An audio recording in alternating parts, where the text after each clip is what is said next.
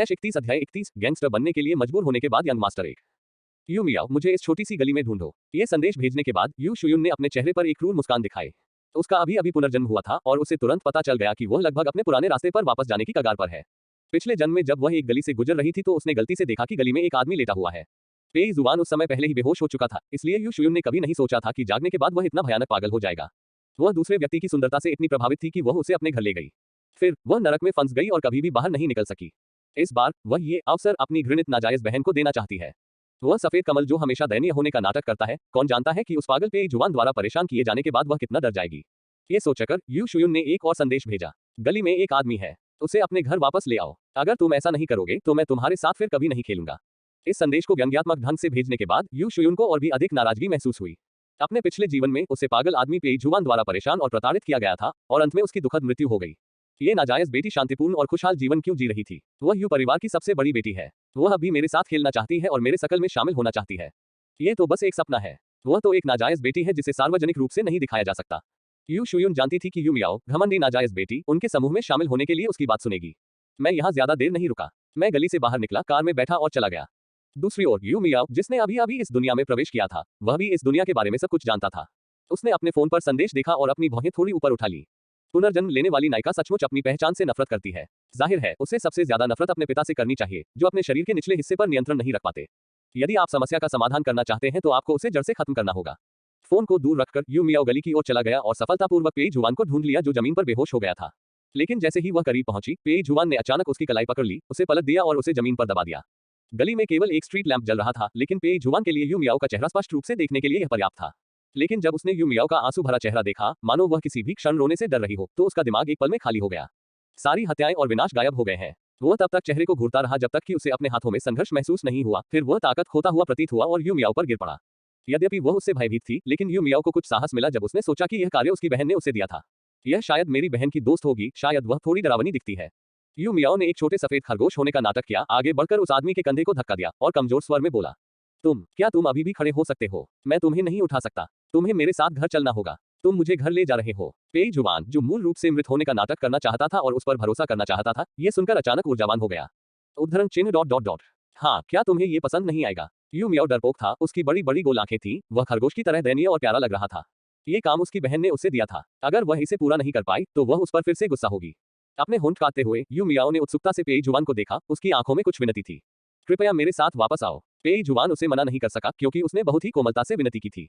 हालांकि उसने पहले ही महसूस कर लिया था कि यू मियाओ का रवैया अलग था और स्पष्ट रूप से सामान्य नहीं था। लेकिन जब उन गीली अंबर आंखों ने उसकी ओर देखा तो पेई जुबान को चक्कर आ गया। अब उसके साथ घर जाने की बात तो दूर, वो तुरंत ही काम में कूदने को तैयार हो जाएगा। ठीक है, मैं तुम्हारे साथ वापस चलूंगा। यहाँ तक कि अगर वह दुश्मन की मांद में घुसने वाला भी होता तो वह बाग की मांद में गहराई तक जाता और उसे वहां से ले जाने का रास्ता ढूंढ लेता। पेई जुबान ने पूरे रास्ते सोचा और उसके दिमाग में पहले से ही कई खतरनाक परिदृश्यों की कल्पना थी। लेकिन जिस स्थान पर यू मियाओ उसे ले गया वह कोई दूरदराज का कारखाना नहीं था, बल्कि एक शानदार उच्च श्रेणी का आवासीय क्षेत्र था। यू मियाओ के घर तक उसे मदद की गई और उसने उसे सोफे पर बैठने में मदद की। पेई जुबान की लंबाई 1.9 मीटर है, वजन लगभग 200 किलोग्राम है और उसका शरीर मांसल है।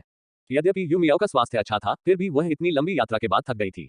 हालांकि वह लड़की, जो देखने में ऐसी लग रही थी जैसे अभी अभी वयस्क हुई हो, गोरी और साफ सुथरी थी तथा चीनी मिट्टी की गुड़िया की तरह सुंदर थी। हालांकि उसका सुंदर चेहरा अब पसीने से लथपथ था, फिर भी वह बिल्कुल भी अस्त व्यस्त नहीं लग रही थी, बल्कि वह और भी ज्यादा सुंदर और आकर्षक लग रही थी, जिसने लोगों का ध्यान अपनी ओर आकर्षित किया। पेई जुबान का ध्यान उसके थोड़े खुले, सांस लेते, चटक लाल छोटे से मुंह पर गया। वह जानना चाहता था कि इस छोटे से मुंह का स्वाद कैसा होगा। वह उसके पास क्यों गई? क्या ये सौंदर्य जाल है?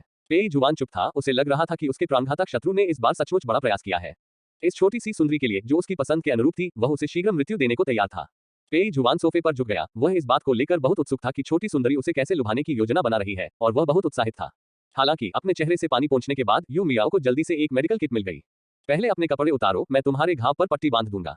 ये सुनकर पेई जुबान ने अपनी भौहें थोड़ी ऊपर उठाई और मन ही मन सोचा, क्या हमें अब शुरू करना चाहिए? ये छोटा लड़का इतना सक्रिय है, क्या ये हो सकता है कि वह एक संतरा खाना चाहता हो? पेई जुबान की दिलचस्पी और बढ़ गई। उसने जानबूझकर अपना शरीर हिलाया और कमजोर होने का नाटक किया। माफ करना, अब मुझमें ऊर्जा नहीं रही। चूंकि छोटे आदमी के उसके प्रति बुरे इरादे हैं, इसलिए उसे कुछ लाभ मिलना चाहिए, है ना? इस बात की बिल्कुल भी चिंता न करते हुए कि उसका अत्यधिक व्यवहार यू मियाओ को परेशान करेगा और उसे बाहर निकाल देगा, पेई जुबान ने निडरता से उसे देखा। यू मियाओ हैरान थी क्योंकि वह उसे घूर रहा था, उसके गाल लाल हो गए थे, जिससे वह और भी प्यारी लग रही थी। उद्धरण चिन्ह डॉट डॉट डॉट। तो फिर मैं आपकी मदद करूं? वह अपने सामने खड़े बलवान आदमी से थोड़ा डरी हुई थी, लेकिन अपनी बहन के अनुरोध के बारे में सोचकर वह कांपते हाथों से उसके करीब आ गई।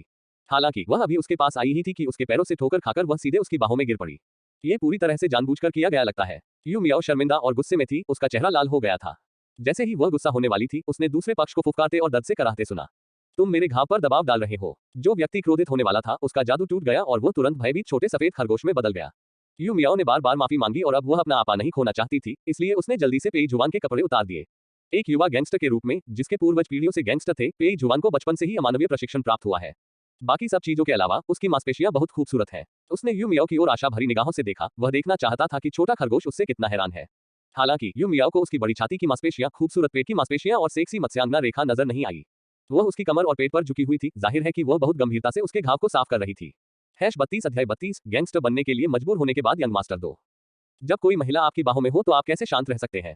पेई जुआन थोड़ा उदास हो गया और उसे संदेह होने लगा। क्या मैं उसकी खूबसूरती में फिट नहीं बैठता? क्या उसे पतले कुत्ते पसंद है? नहीं, नहीं, वह किसी उद्देश्य से उसके पास आई थी, वह उसे पसंद कैसे नहीं कर सकती थी? अगर मैं सचमुच उसे पसंद नहीं भी करूंगी तो भी मैं यह नहीं दिखाऊंगी। इस तरह के विचार न केवल पेई जुआन को खुश करने में विफल रहे, बल्कि उसे और भी अधिक उदास कर दिया। वह यू मियाओ से बात करने लगा। मेरा नाम पेई जुआन है, आपका क्या नाम है? पेई जुआन ने अपनी पहचान छिपाने के बारे में सोचा भी नहीं। आखिरकार इस आदमी को उसके दुश्मन ने ही उससे निपटने के लिए रखा था। उसे अपनी पहचान कैसे नहीं पता होगी? छद नाम के बारे में सोचने की क्या जरूरत है? यू मियाओ ने भी इसे छिपाने की जहमत नहीं उठाई। उसे लगा कि पेई जुआन यू शुयून की अच्छी दोस्त है। मेरा नाम यू मियाओ है। यू मियाओ। पेई जुआन ने यू मियाओ का नाम धीरे से पुकारा, उसे एक अजीब सा परिचय महसूस हुआ। क्या यही उनकी नियति है? पेई जुआन का मूड और अधिक उत्साहित हो गया और उसे लगा कि वे एकदम सही जोड़ी है। यू मियाओ, मियाओ मियाओ, तुम्हें किस तरह का इंसान पसंद है? या दूसरे शब्दों में, बॉयफ्रेंड ढूंढने के तुम्हारे क्या मापदंड है? उसका प्रश्न बहुत सीधा था और यू मियाओ इससे उलझन में पड़ गया। क्या यह आदमी अपने जीवन में इतना जंगली है? यू मियाओ ने अपने होठों को कसकर भींच लिया और कुछ नहीं कहा, लेकिन पेई जुआन ने उसके लाल कान स्पष्ट रूप से देखे। यदि वह इस डरपोक खरगोश को उछलने कूदने से नहीं डरता था, तो वह सचमुच उसके कानों को छूना चाहता था। क्या उसके कान खरगोश के कान जितने संवेदनशील है? पेई जुआन को बहुत चोटें आई, हालांकि उनमें से कोई भी जानलेवा नहीं थी।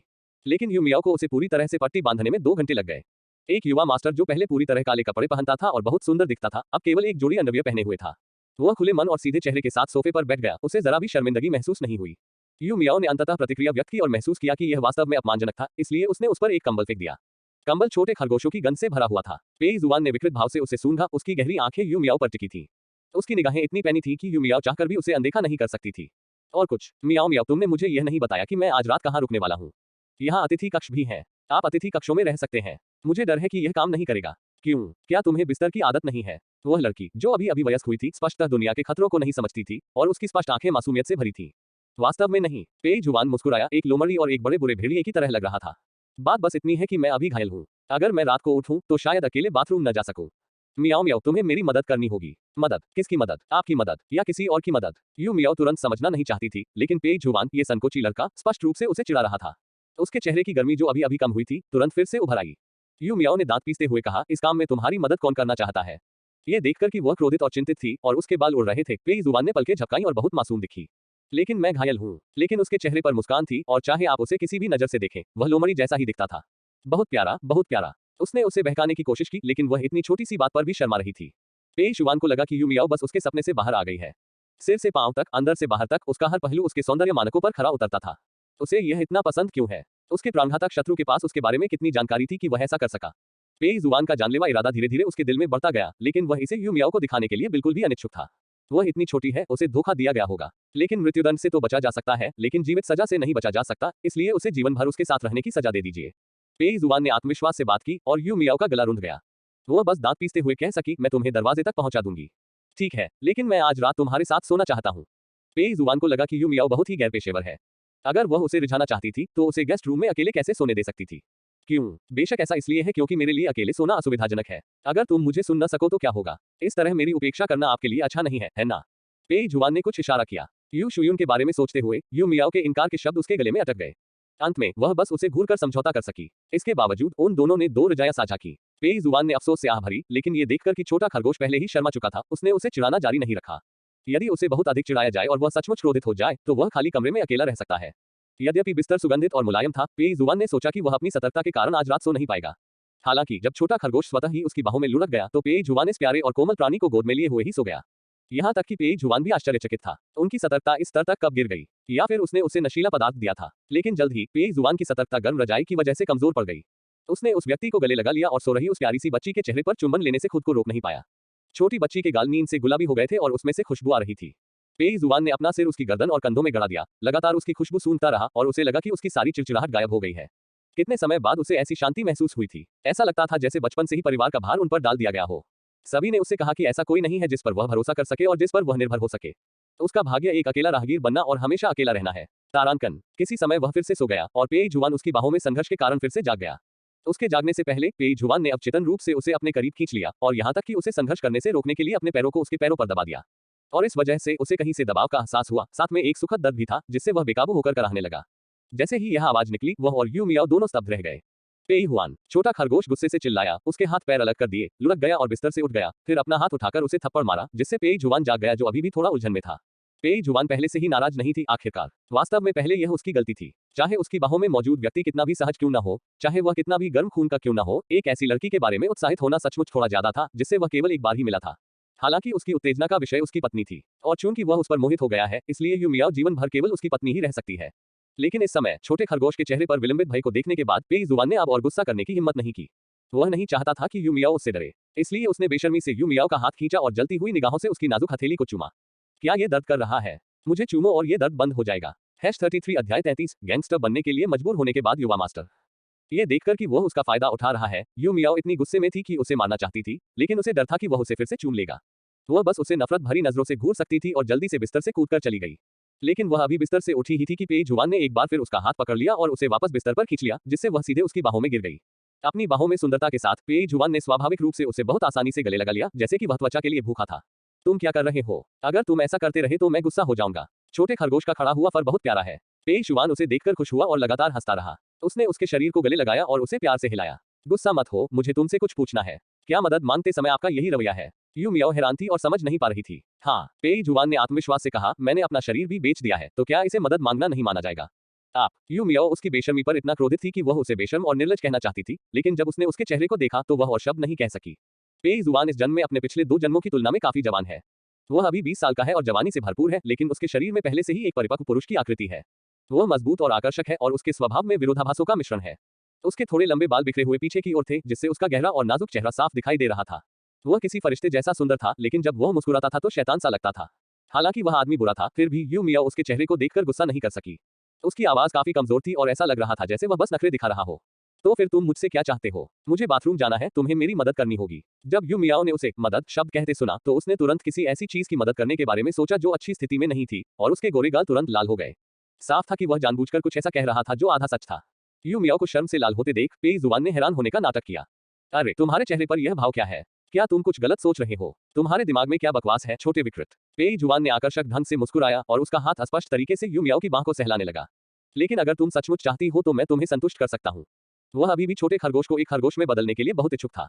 कौन चाहता है कि आप संतुष्ट रहें? यू मियाओ ने अवचेतन रूप से पेई जुबान को कोहनी मारी और अगले ही पल उसने पेई जुबान को कराहते हुए सुना और उन हाथों को छोड़ दिया जो उसे रोक रहे थे। लेकिन इससे पहले कि यू मियाओ कुछ पल के लिए भी खुश हो पाती, उसने देखा कि पेई जुबान की कमर और पेट फिर से फट गए थे और खून ने धुंध को फिर से लाल कर दिया था। उसके गुलाबी गाल तुरंत पीले पड़ गए और उसकी आंखें आंसुओं से भर गईं। हालांकि पेई जुबान को पीड़ित की भूमिका निभाना पसंद था, लेकिन वह नहीं चाहता था कि यू मियाओ वास्तव में इस वजह से रोए। चोट लगना उनके लिए आम बात थी, इसलिए उन्होंने इस मामूली चोट को बिल्कुल भी गंभीरता से नहीं लिया। यू मियाओ को रोते हुए देखकर उसने तुरंत अपनी पिछली निराशा को दूर कर दिया। यू मियाओ का हाथ पकड़ा और उसके करीब जाकर उसे दिलासा दिया, रो मत, मैं ठीक हूँ। लेकिन जब उसने उसे मनाया तो उसकी आंखों से जो आंसू बह रहे थे वे पूरी तरह से बह गए। पेई जुबान को लगा कि उसने सचमुच उसे गलत समझा था। उसने शुरू में सोचा था कि वह एक शांत और डरपोक खरगोश है, लेकिन उसने यह उम्मीद नहीं की थी कि खरगोश का स्वभाव इतना बुरा होगा और रोते समय वह बहुत शोर मचाएगा। ये वाकई बहुत भावुक दृश्य है। आखिरकार बचपन से लेकर अब तक कोई भी उसके लिए नहीं रोया। उसे भावुक होना चाहिए, लेकिन यू मियाओ का रोना इतना तेज था कि उसे अपनी हंसी रोकने में काफी मशक्कत करनी पड़ी, इसलिए उसके पास कोई और अभिव्यक्ति करने की ऊर्जा नहीं बची थी। लेकिन यू मियाओ ने अभी भी उसकी हंसी को दबाने की कोशिश को नोटिस किया। यू मियाओ ने रोना बंद कर दिया और अपनी स्पष्ट मनी जैसी आंखों से पेई जुबान को घूरने लगी। ठीक है, रोना बंद करो। पेई जुबान ने उसे गले लगाया और उसकी आंख के गीले कोने पर चूमा और फिर उसके लाल होठों पर, जिनके लिए वह तरस रहा था। उसकी हरकतें इतनी तेज थीं कि यू मियाओ के प्रतिक्रिया करने से पहले ही उसने उसे चूम लिया था।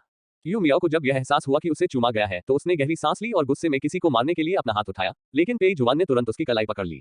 वह हावी हो गया और एक अच्छे बच्चे की तरह व्यवहार करते हुए दुखी होकर बोला, मैं अभी भी घायल हूँ, तुम हमेशा मुझे क्यों मारना चाहते हो? आपने इसके लिए पूछा? यू मियाओ को थोड़ा गुस्सा आया कि उसने किसी को नहीं मारा। उसने अपना हाथ वापस खींचने की कोशिश की, लेकिन उसने पेई जुबान को दर्द के भाव के साथ हौंकते हुए सुना, हिलना मत, लगता है मेरा घाव फिर से खुल गया है। ये सुनने के बाद यू मियाओ ने आगे बढ़ने की हिम्मत नहीं की, बल्कि खुद से ही बुदबुदाती रही, तुम्हें डर है कि घाव खुल जाएगा, इसलिए तुम मुझे जाने दोगे? पेई जुबान। उफ, इस खरगोश को बेवकूफ बनाना थोड़ा मुश्किल लगता है। ये जानते हुए कि उसे लोगों पर बहुत अधिक दबाव नहीं डालना चाहिए, पेई जुबान ने अनिच्छा के बावजूद उसका हाथ छोड़ दिया। जैसे ही उसकी पकड़ ढीली हुई, वह शयन कक्ष से बाहर भाग गया। यू मियाओ भाग गया। पेई जुआन ने कंधे उचका दिए और वह अकेले ही बिस्तर से बाहर निकल सका। लेकिन वह अभी बिस्तर से उठा ही था और कुछ कदम ही चला था कि दरवाजा फिर से खुल गया और उसकी नजर यू मियाओ पर पड़ी जो दवा का डिब्बा लेकर अंदर आई थी। क्या आप स्वयं चल सकते हैं? पेई जुआन, मैंने तुमसे कहा था कि मैं अच्छी सेहत में हूँ। रात भर में मुझे काफी बेहतर महसूस हो रहा है। पेई जुआन ने माफी मांगते हुए मुस्कुराते हुए अपने मानक 8 दांत दिखाए। जैसे ही झूठ का पर्दाफाश हुआ, उसकी प्यारी पत्नी द्वारा दवा लगाने में मदद करने का उपचार भी समाप्त हो गया। चेहरे पर नाराजगी भरे भाव के साथ सोफे पर बैठे पेई जुआन ने खुद पर दवा लगाई और रसोई में खाना बना रही यू मियाओ को घूरने लगा। यू मियाओ को खाना बनाना नहीं आता था और न ही कुछ अच्छा बनाने का मन था, इसलिए उसने बस 2 साधारण सैंडविच बनाए। सैंडविच का स्वाद वास्तव में बहुत साधारण था, लेकिन पेई जुआन यू मियाओ के करीब जाना चाहता था, इसलिए उसने उसकी प्रशंसा की। मियाओ मियाओ, तुम बहुत अच्छी खाना बनाती हो। क्या तुम अक्सर खाना बनाती हो? उसकी ओर देखते हुए यू मियाओ ने ठंडे स्वर में कहा, मैं कैफेटेरिया में खाऊंगा। उद्धरण चिन्ह डॉट डॉट डॉट। सच में? तो फिर तुम खाना बनाने में बहुत माहिर हो। सैंडविच बहुत स्वादिष्ट है। सच में? लेकिन तुम्हारा अभिनय तो बहुत खराब है। पेई जुआन, लोगों को खुश करना वास्तव में एक विज्ञान है और पेई जुआन बहुत दुर्भाग्यशाली है क्योंकि उसने आज ही स्कूल जाना शुरू किया है। पेई जुआन हताश होकर चुप हो गई, लेकिन यू मियाओ ने पूछा, आप कब तक इस तरह नग्न रहने की योजना बना रहे हैं? लेकिन मेरे कपड़े खराब हो गए हैं। पेई जुआन मासूम दिख रही थी। इस बार वह झूठ नहीं बोल रहा था। पीछा करते हुए उसे बहुत चोटें आईं। हालांकि वे ज्यादा गंभीर नहीं थी, लेकिन उसके कपड़े जरूर खराब हो गए। यू मियाओ इस घर में रहने वाली एकमात्र महिला थी, इसलिए स्वाभाविक रूप से पेई जुआन के लिए उपयुक्त कपड़े नहीं थे। यू मियाओ एक पल के लिए चुप रही, फिर असहाय होकर बोली, मुझे अपनी ऊंचाई, वजन और बाकी सब कुछ बताओ। मैं किसी से कुछ कपड़े भिजवा दूंगी। #34 अध्याय 34 गैंगस्टर बनने के लिए मजबूर होने के बाद युवा मास्टर। यू शुयून अपने परिवार के विला में शानदार नाश्ते और आजादी का आनंद ले रही थी, तभी उसे अपने सहायक का फोन आया। यू मियाओ ने बहुत सारे पुरुषों के कपड़े खरीदे। ओह, उसे भेज दो। फोन रखने के बाद यू शुयून को बेहतर महसूस हुआ। उसने शुरू में सोचा था कि यू मियाओ डर के मारे उसके अनुरोध को अनदेखा कर देगी, लेकिन उसने यह उम्मीद नहीं की थी कि यह नाजायज बेटी इतनी आज्ञाकारी होगी। क्या वह उस बुरे आदमी के साथ ऐसा व्यवहार कर रही थी? कोई आश्चर्य नहीं कि उसने उसे इतना सारा पैसा देने के लिए फुसला लिया।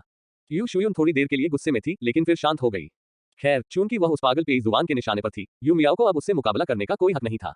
अब उसे जो करने की जरूरत है वह यह है कि वह जल्दी से कुछ लोगों को अपनी मदद के लिए राजी कर ले। यू शुयून के दिमाग में सबसे पहले लिन जिहान का ख्याल आया, जो उसके पिता का सबसे योग्य सचिव था। ये व्यक्ति काफी प्रतिभाशाली था, लेकिन अपने पिछले जीवन में उसे पेई जुआन ने सीधे तौर पर बर्खास्त कर दिया था और फिर खनन के लिए एक दूरदराज के देश में निर्वासित कर दिया था। पेई जुआन ने उसके लोगों को भगा दिया, लेकिन अपने आदमियों को कंपनी में रख लिया। उसने ये कहने की भी हिम्मत की कि यह उसकी भलाई के लिए है, ताकि वह कंपनी का प्रबंधन कर सके और गीदड़ों और बाघों के निशाने से बच सके। ये स्पष्ट है कि वह सबसे बड़ा सियार, बाघ या तेंदुआ है। इस जीवन में वह पेई जुआन को अपनी कंपनी के मामलों में हस्तक्षेप करने का दूसरा मौका कभी नहीं देगी। इतना ही नहीं, वो लिन जिहान को भी जीतना चाहती है और उससे कंपनी का पूरा नियंत्रण लेने में मदद मांगना चाहती है। ये सोचकर यू शुयून ने तुरंत लिन जिहान को एक संदेश भेजा और उससे मिलने के लिए कहा। जब लिन जिहान को यू शुयून का संदेश मिला तो उसने अपनी भौहें थोड़ी ऊपर उठाई। उसके मन में आश्चर्य की एक झलक थी। ऐसा लग रहा था जैसे उसकी अपनी सौतेली बहन से कभी कोई बात ही नहीं हुई थी। अचानक उसे उससे बात करने का ख्याल क्यों आया? क्या ऐसा हो सकता है कि उसे पता चल गया हो कि यू मियाओ उसके पिता द्वारा भेजा गया एक आवरण था और वह नाजायज संतान ही वह थी जिसे उसके पिता सबसे अधिक महत्व देते थे? तारांकन। हालांकि यह उसके चेहरे पर स्पष्ट नहीं था, यू मियाओ अभी भी पेई जुआन को तैयार करने में खुश थी, खासकर जब से दूसरे पक्ष की इस जीवन में इतनी तेजतर्रार शैली थी। लेकिन आखिरकार वे अभी अभी मिले थे, इसलिए यू मियाओ ने केवल 2 सेट कपड़े चुने। वह स्पष्ट रूप से हमेशा के लिए पेई जुआन के साथ रहना चाहती थी, लेकिन यू मियाओ का चेहरा अभी भी कठोर था और उसने उसे जाने का आदेश दिया। चूंकि आपकी चोटें लगभग ठीक हो गई हैं और आपके पास कपड़े हैं, इसलिए अब आप जा सकते हैं। पेई जुआन, जो अपनी प्रिय पत्नी द्वारा खरीदे गए कपड़े पहने हुए था और अपने बालों को स्टाइल कर रहा था, जब उसने ये बुरी खबर सुनी तो उसे बहुत बुरा लगा। क्या तुम मुझे भगाने जा रहे हो? पेई जुआन आहत दिख रहा था। उसकी आवाज के लहजे से ऐसा लग रहा था जैसे उनके बीच कुछ चल रहा है, जिससे यू मियाओ के गाल लाल हो गए और उसने अपने होंठ काट लिए और उसे घूरने लगी। तुम्हें वैसे भी चले जाना चाहिए था। क्या तुम सचमुच यहाँ रहना चाहते हो? छोटा खरगोश वाकई बहुत बुरा था। जाहिर है वह उसे बहकाने की कोशिश कर रही थी, लेकिन फिर भी उसने उसे धमकाने के लिए यही रवैया अपनाया। अगर तुम मुझे इस तरह भगा दोगे तो क्या वह व्यक्ति जिसने तुम्हें ये काम दिया था सहमत होगा? उसका प्राणघातक शत्रु कोई अच्छा इंसान नहीं है। अगर यू मियाओ काम पूरा नहीं कर पाया तो वह निश्चित रूप से मुसीबत में पड़ जाएगा।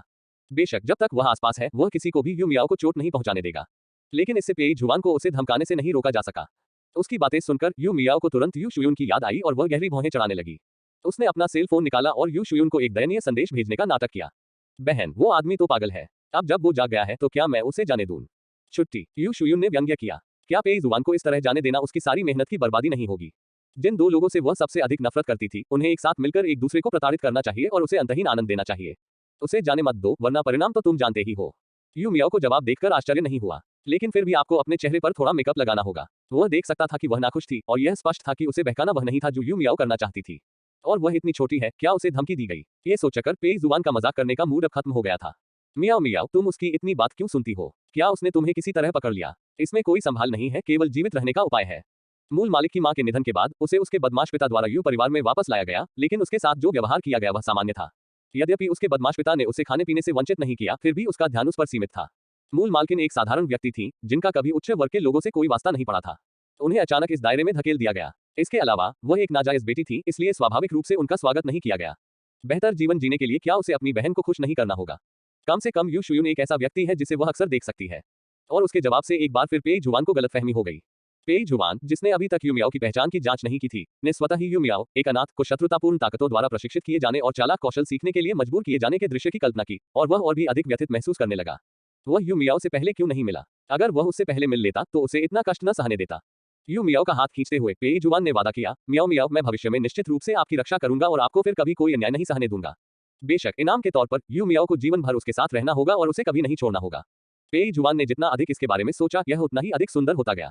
लेकिन उसने सोचा कि यू मियाओ के बुरे स्वभाव के अनुसार वह शायद उसे घूरेगी और फिर उसे डांटेगी। पेई जुआन को कभी पता नहीं चला कि वास्तव में उसमें मर्दवादी प्रवृत्ति थी, लेकिन जब तक ये यू मियाओ की ओर से था, चाहे वह डांट हो या थप्पड़, वह इसे खुशी से स्वीकार कर लेता था। इस समय मुझे थोड़ी सी उत्सुकता भी महसूस हो रही है।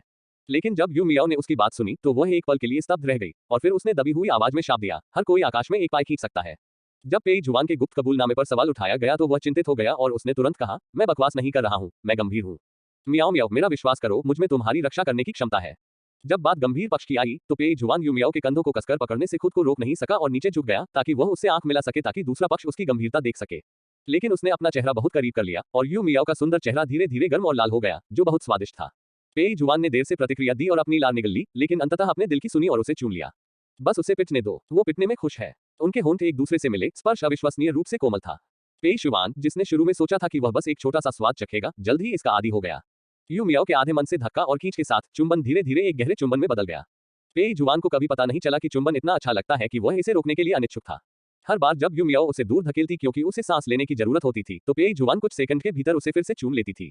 बस बहुत हो गया, अब मुझे यह नहीं चाहिए। इनकार के शब्द उसके गले में ही अटक गए। यू मियाओ को तब तक चूमा गया जब तक उसकी आंखों में आंसू नहीं आ गए, लेकिन वह बस अपनी नाजुक गर्दन उठाकर पेई जुआन को वो लेने दे सकी जो वो चाहती थी। ये ज्ञात नहीं था कि इसमें कितना समय लगा, जब तक कि यू मियाओ के होंठ चूमने से सूझ नहीं गए और पेई जुआन ने अंततः असंतोष महसूस करते हुए इसे बंद कर दिया। यू मियाओ का हाथ, जो मूल रूप से पेई जुआन के बाल पकड़े हुए था, भी नीचे खिसक गया, मानो उसने अपनी ताकत खो दी हो। नाजुक हथेली पेई जुआन के चेहरे के ठीक बगल में गिरी और उसने चमकती आंखों से उसे रगड़ा, जैसे कोई बड़ा कुत्ता मांस खाने के बाद अपनी पूंछ हिला रहा हो। #35 अध्याय 35 गैंगस्टर बनने के लिए मजबूर होने के बाद युवा मास्टर। अंततः अपनी सांस संभालने के बाद यू मियाओ ने उस व्यक्ति को धक्का दे दिया जो अभी भी उसके होठों को चूम रहा था। वह क्रोधित और शर्मिंदा महसूस कर रही थी। क्या मैंने तुम्हें रुकने के लिए नहीं कहा था? सच में, क्या तुमने ऐसा कहा? मैंने नहीं सुना। पेई जुआन मासूम लग रही थी। उसे इस तरह देखकर यू मियाओ को गुस्सा आया और उसने उसे 2 बार लात मारी, फिर उसे राहत मिली। मुझे दोबारा छूने की हिम्मत मत करना। क्यों? पेई जुआन ने मासूमियत से कहा, लगता है आप काफी सहज महसूस कर रही हैं। चुप रहो, कमीने। एक और थप्पड़ खाने के बाद पेई जुआन अंततः शांत हो गया। यू मियाओ की पीठ को देखते हुए जब वह जल्दी से कमरे में वापस भागी, पेई जुआन ने अपने लाल, सूजे हुए और चुभते होठों को छुआ, लेकिन फिर भी वह खुद को रोक नहीं सका और उसके मुंह के कोने बेतहाशा मुड़ गए। यदि आप वास्तव में इसकी गणना करें तो उसने अभी भी लाभ कमाया है। लेकिन यू मियाओ को क्रोधित करने के बाद वह उसे कैसे शांत कर सकता था? खाना पकाने की कोशिश करने के बारे में आप क्या सोचते हैं? यद्यपि उनका खाना पकाने का कौशल औसत है, लेकिन यू मियाओ के भोजन की तुलना में, जिसमें कोई स्वाद, रूप या सुगंध नहीं है, इसे बहुत अच्छा माना जाना चाहिए, है ना? ये सोचकर पेई जुआन को यू मियाओ के पेट पर थोड़ा तरस आया। उसके साथ इतने सालों से बहुत अन्याय हुआ था। रसोई में लगभग कुछ भी नहीं था। पेई जुआन ने अपने फटे कपड़ों के ढेर से अपना मोबाइल फोन और बटुआ ढूंढा और कपड़ों को एक थैले में डाल लिया ताकि कचरा फेंककर कुछ किराने का सामान भी खरीद ले। लेकिन जैसे ही उसने अपना सामान पैक करना समाप्त किया, दरवाजे पर दस्तक हुई। इसके बाद एक सौम्य पुरुष की आवाज आई, मियाओ मियाओ, क्या तुम स्कूल जा रही हो? मैं भी जा रहा हूँ। क्या तुम्हें वहां ले जाने के लिए मेरी जरूरत है? लगभग पुरुष प्रवृत्ति के कारण पेई जुआन को तुरंत एहसास हो गया कि यह साथी के अधिकारों के लिए एक दावेदार था। मियाओ मियाओ, मुझे इतने प्यार से बुला रही हो? पेई जुआन ने अपनी उंगली की हड्डियों को चुटकी में दबाया, खड़ा हुआ और दरवाजा खोलने वाला था, लेकिन यू मियाओ, जो अभी अभी बेडरूम में वापस भागी थी, इस समय बाहर आ गई। हालांकि उसने लिविंग रूम में पेई जुआन को नजरअंदाज कर दिया और खुद ही दरवाजा खोल दिया। दरवाजे के बाहर खड़ा आदमी वास्तव में एक सुंदर शरीर वाला, सौम्य और सुरुचिपूर्ण व्यक्ति था। जब उसने यू मियाओ को देखा तो उसने धीरे से अपनी भौहें उठाई और कहा, मियाओ मियाओ, क्या तुम्हें स्कूल ले जाने के लिए शिक्षक की आवश्यकता है? बोलते हुए उसने यू मियाओ को मजाकिया अंदाज में आंख मारी। तभी एक और लंबा और मजबूत व्यक्ति उसकी दृष्टि में प्रकट हुआ, जो अत्यंत दमनकारी भावना के साथ यू मियाओ के पीछे दिखाई दिया। उनके बीच केवल एक दरवाजा था और उसकी आंखें उस पर टिकी हुई थी। बिना किसी कारण के फू चुन की पीठ पर ठंडे पसीने की एक परत उभर आई। उसके चेहरे पर मुस्कान जम गई। पेई जुआन की डरावनी निगाहों का सामना करते हुए अब उसमें फ्लर्ट करने की इच्छा नहीं रही। लेकिन यू मियाओ की स्पष्ट और मासूम निगाहों के सामने फू चुन की पुरुष गरिमा उसे उसकी अस्पष्ट वस्तु के सामने किसी अन्य पुरुष द्वारा दबाए जाने की अनुमति नहीं दे सकती थी। मियाओ मियाओ, वह कौन है? इससे पहले कि यू मियाओ कुछ बोल पाती, पेई जुआन ने उसके पीछे से फू चुन की ओर अपना हाथ बढ़ा दिया था। मैं पेई जुआन हूँ, नमस्ते। वह खिलखिलाकर मुस्कुराया, लेकिन उसके लंबे शरीर ने यू मियाओ को पूरी तरह से घेर लिया था, जैसे कोई अजगर अपने खजाने की रखवाली कर रहा हो। उसकी अधिकार भावना इतनी स्पष्ट थी कि फू चुन के होठों पर मुस्कान और भी ठंडी हो गई और वह पेई जुआन से हाथ मिलाने के लिए आगे बढ़ा। मैं फू चुन हूँ, एक यूनिवर्सिटी में शिक्षक हूँ और मियाओ मियाओ का पड़ोसी भाई हूँ। यू मियाओ के साथ उसकी गुप्त निकटता को सुनकर पेई जुआन और भी क्रोधित हो गया, लेकिन उसके चेहरे पर मुस्कान बरकरार रही। उसके हाथ की ताकत बढ़ती ही जा रही थी, जिससे फू चुन को विकृत चेहरे के साथ अपना हाथ वापस खींचने पर मजबूर होना पड़ा। ये देखकर वह दुखी हो गया और बातचीत करने लगा। मिस्टर फू, आप मुझसे हाथ नहीं मिलाना चाहते? क्या आपको मुझसे कोई परेशानी है? क्या मैंने कुछ ऐसा किया है जिससे आप नाराज हैं? अगर मैंने कुछ गलत किया है तो कृपया उसे अपने अंदर न रखें। मैं ईमानदारी से माफी मांगूंगा। फू चुन के हाथ लगभग कुचले जा रहे थे और अब उसे पेई जुबान को यहाँ नाटक करते देखना था। उसे इतना गुस्सा आ रहा था कि उसके फेफड़े फटने वाले थे। लेकिन यू मियाओ के सामने फू चुन के पास वास्तव में ये बताने की हिम्मत नहीं थी कि वह पेई जुबान के मुकाबले नुकसान में था। मैं केवल अपने दांत पीसकर मुस्कुराने में सक्षम थी। कोई बात नहीं, आप बहुत चिंतित हैं, मैं आपको नापसंद नहीं करती। सच में, मैंने अभी अभी कूड़ा साफ किया है और मुझे हाथ धोने का समय नहीं मिला। मुझे खुशी है कि तुम मुझ पर नाराज नहीं हो। पेई जुबान की मुस्कान इतनी उज्जवल थी कि उसने यू मियाओ से कहा, मियाओ मियाओ, मिस्टर फू बहुत अच्छे इंसान है। फू चुन, यहाँ तक कि माइसोफोबिया से रहित साधारण लोग भी इसे बर्दाश्त नहीं कर सकते थे। फू चुन जैसे युवा गुरु की तो बात ही छोड़िए, जिनका चेहरा तुरंत बहुत बदसूरत हो गया। यू मियाओ ने धीरे से आह भरी और फू चुन को अंदर आने का संकेत देने के लिए एक तरफ हट गई। भाई फू, पहले अपने हाथ धो लो। फू चुन हाथ धोने चला गया, जबकि यू मियाओ बाद में क्लास के लिए सामान तैयार करने चली गई। पेई जुबान ने फू चुन पर नजर डाली और यू मियाओ के पीछे पीछे अध्ययन कक्ष में चला गया। तुम सचमुच उसके पक्ष में हो? पेई जुबान थोड़ा नाखुश था। वह स्पष्ट रूप से उस व्यक्ति को बाहर निकालने वाला था, लेकिन यू मियाओ ने फू चुन को अपने हाथ धोने के लिए अंदर आने दिया। क्या वे जल्द ही साथ में स्कूल जाने वाले हैं? क्या उसे उस पर क्रश है? यू मियाओ रुकी, फिर अपने स्कूल बैग में सामान भरने लगी। तुम ही तो हो जो हद से ज्यादा आगे बढ़ रही हो। पेई जुबान उसकी बातों पर बहुत क्रोधित हुआ, लेकिन जब उसने इस तथ्य के बारे में सोचा कि वे एक दूसरे को केवल एक दिन से जानते थे और उसे उसके मामलों पर उंगली उठाने का कोई अधिकार नहीं था, तो वह कुछ दुखी हुए बिना नहीं रह सका। उसके तुम्हारे प्रति बुरे इरादे हैं, क्या तुम नहीं देख सकते? उसकी आंखें टेढ़ी हैं और यह स्पष्ट है कि वह अच्छा व्यक्ति नहीं है। यू मियाओ, एक चालाक रूप, सच में नहीं, है ना? फू चुन का रूप रंग अच्छा है और नायका, जो रूप रंग की दीवानी है, ने भी उसे पसंद किया है। वह अब भी काफी आकर्षक है। बकवास बंद करो, मुझे क्लास जाना है। तुम घर पर रह सकते हो या कभी भी बाहर जा सकते हो। मैं तुम्हें बाद में पासवर्ड बता दूंगा। यू मियाओ ने अपना बैग उठाया और बाहर जाने ही वाली थी, लेकिन पेई जुबान ने फिर से उसका हाथ पकड़ लिया। वह अविश्वास से बोला, आप दूसरों को अपने घर का पासवर्ड बताने में इतने लापरवाह हैं। क्या आप में सतर्कता की कोई भावना नहीं है? मेरे अलावा आपने पासवर्ड और किसे बताया? वह उन सभी लोगों को कुचलना चाहता है। लेकिन यू मियाओ का ध्यान पेई जुबान के सवाल पर नहीं था, बल्कि उसकी नजर पेई जुबान के हाथ पर थी जो उसकी बाह पकड़े हुए था। पेई जुबान, मैंने उससे झूठ बोला, मैंने अपने हाथ धोए। पेई जुबान शर्मिंदा और परेशान था, उसका चेहरा लाल हो गया था। वह अपने गंदे हाथों से यू मियाओ को कैसे छू सकता था? सिर हिलाते हुए यू मियाओ ने शांति से कहा, मैं समझ गया। मुझे जाने दो, मुझे जाना है। लेकिन तुमने मुझे अभी तक नहीं बताया। तुम यूं ही किसी को पासवर्ड क्यों बताओगे? तुम्हारे घर का पासवर्ड और कौन जानता है? पेई जुबान ने उसके कंधे पकड़ लिए, जिससे यू मियाओ को उसकी ओर देखने पर मजबूर होना पड़ा। पेई जुबान की निगाहों का सामना करते हुए यू मियाओ ने उसे टाल दिया। आपके अलावा मेरे घर का पासवर्ड कोई नहीं जानता। उद्धरण चिन्ह डॉट डॉट डॉट। इसके अलावा आप कोई और नहीं है। वह धीरे से बोली, लेकिन पेई जुबान उसके बहुत करीब था, इसलिए वह सब कुछ स्पष्ट रूप से सुन सकता था। यू मियाओ के थोड़े अजीब शब्द सुनकर पेई जुबान की पुतलियां कांप उठी। उसका इससे क्या मतलब है? तुम्हारा क्या मतलब है कि मैं कोई और नहीं हूँ? क्या ऐसा हो सकता है कि यू मियाओ के मन में भी उसके लिए भावनाएं हो? #36 अध्याय 36 गैंगस्टर बनने के लिए मजबूर होने के बाद युवा मास्टर। तुम्हारा क्या मतलब है कि मैं कोई और नहीं हूँ? उसके मुंह के कोने स्पष्ट रूप से उसकी कनपटियों तक सिकुड़ने वाले थे, लेकिन पेई जुबान अभी भी शांत होने का नाटक कर रहा था। वह बस यू मियाओ को अपने कानों से यह कहते हुए सुनना चाहता था कि वह उसे पसंद करती है। पेई जुबान का चेहरा प्रत्याशा से भरा था और फिर उसकी नजर यू मियाओ की थोड़ी उलझन भरी आंखों से मिली। तुम मेरी बहन की दोस्त हो, बेशक तुम कोई और नहीं हो। मेरा मानना है कि तुम बुरे इंसान नहीं हो। पेई जुबान को बहन और दोस्त के बारे में एक शब्द भी समझ नहीं आया। उसने सहज ही महसूस किया कि कुछ गड़बड़ है, लेकिन यू मियाओ का उसके साथ बातचीत जारी रखने का कोई इरादा नहीं था। मैं अब जा रहा हूँ। आप अकेले ही दोपहर का भोजन कर सकते हैं। यू मियाओ ने पेई जुबान को हाथ हिलाया और फू चुन के साथ चली गई। पेई जुबान अवाक रह गया जब उसने देखा कि सुंदर लड़का यू मियाओ के बगल में खड़ा है और गर्व से उसे अपनी कार की चाबियां दिखा रहा है। उन्होंने कभी नहीं सोचा था कि एक दिन ऐसा भी आएगा जब दूसरे लोग उनकी संपत्ति पर गर्व करेंगे। मिस्टर पेई कहाँ जा रहे हैं? अभी तो सुबह है, क्या मैं आपको छोड़ दूं? पेई जुबान का बदसूरत चेहरा देखकर फू चुन को लगा कि उसने आखिरकार एक शहर जीत लिया है। फू चुन ने पेई जुबान को पहले कभी नहीं देखा था, इसलिए उसने स्वाभाविक रूप से उसे एक साधारण व्यक्ति समझा। वह एक भौतिकवादी फीनिक्स आदमी भी है जो अज्ञानी लड़कियों को धोखा देता है। यद्यपि यू मियाओ यू परिवार की एक नाजायज बेटी थी और उसे अपने पिता से ज्यादा धन नहीं मिल सकता था, फिर भी आम लोगों के लिए यह बहुत बड़ी रकम थी।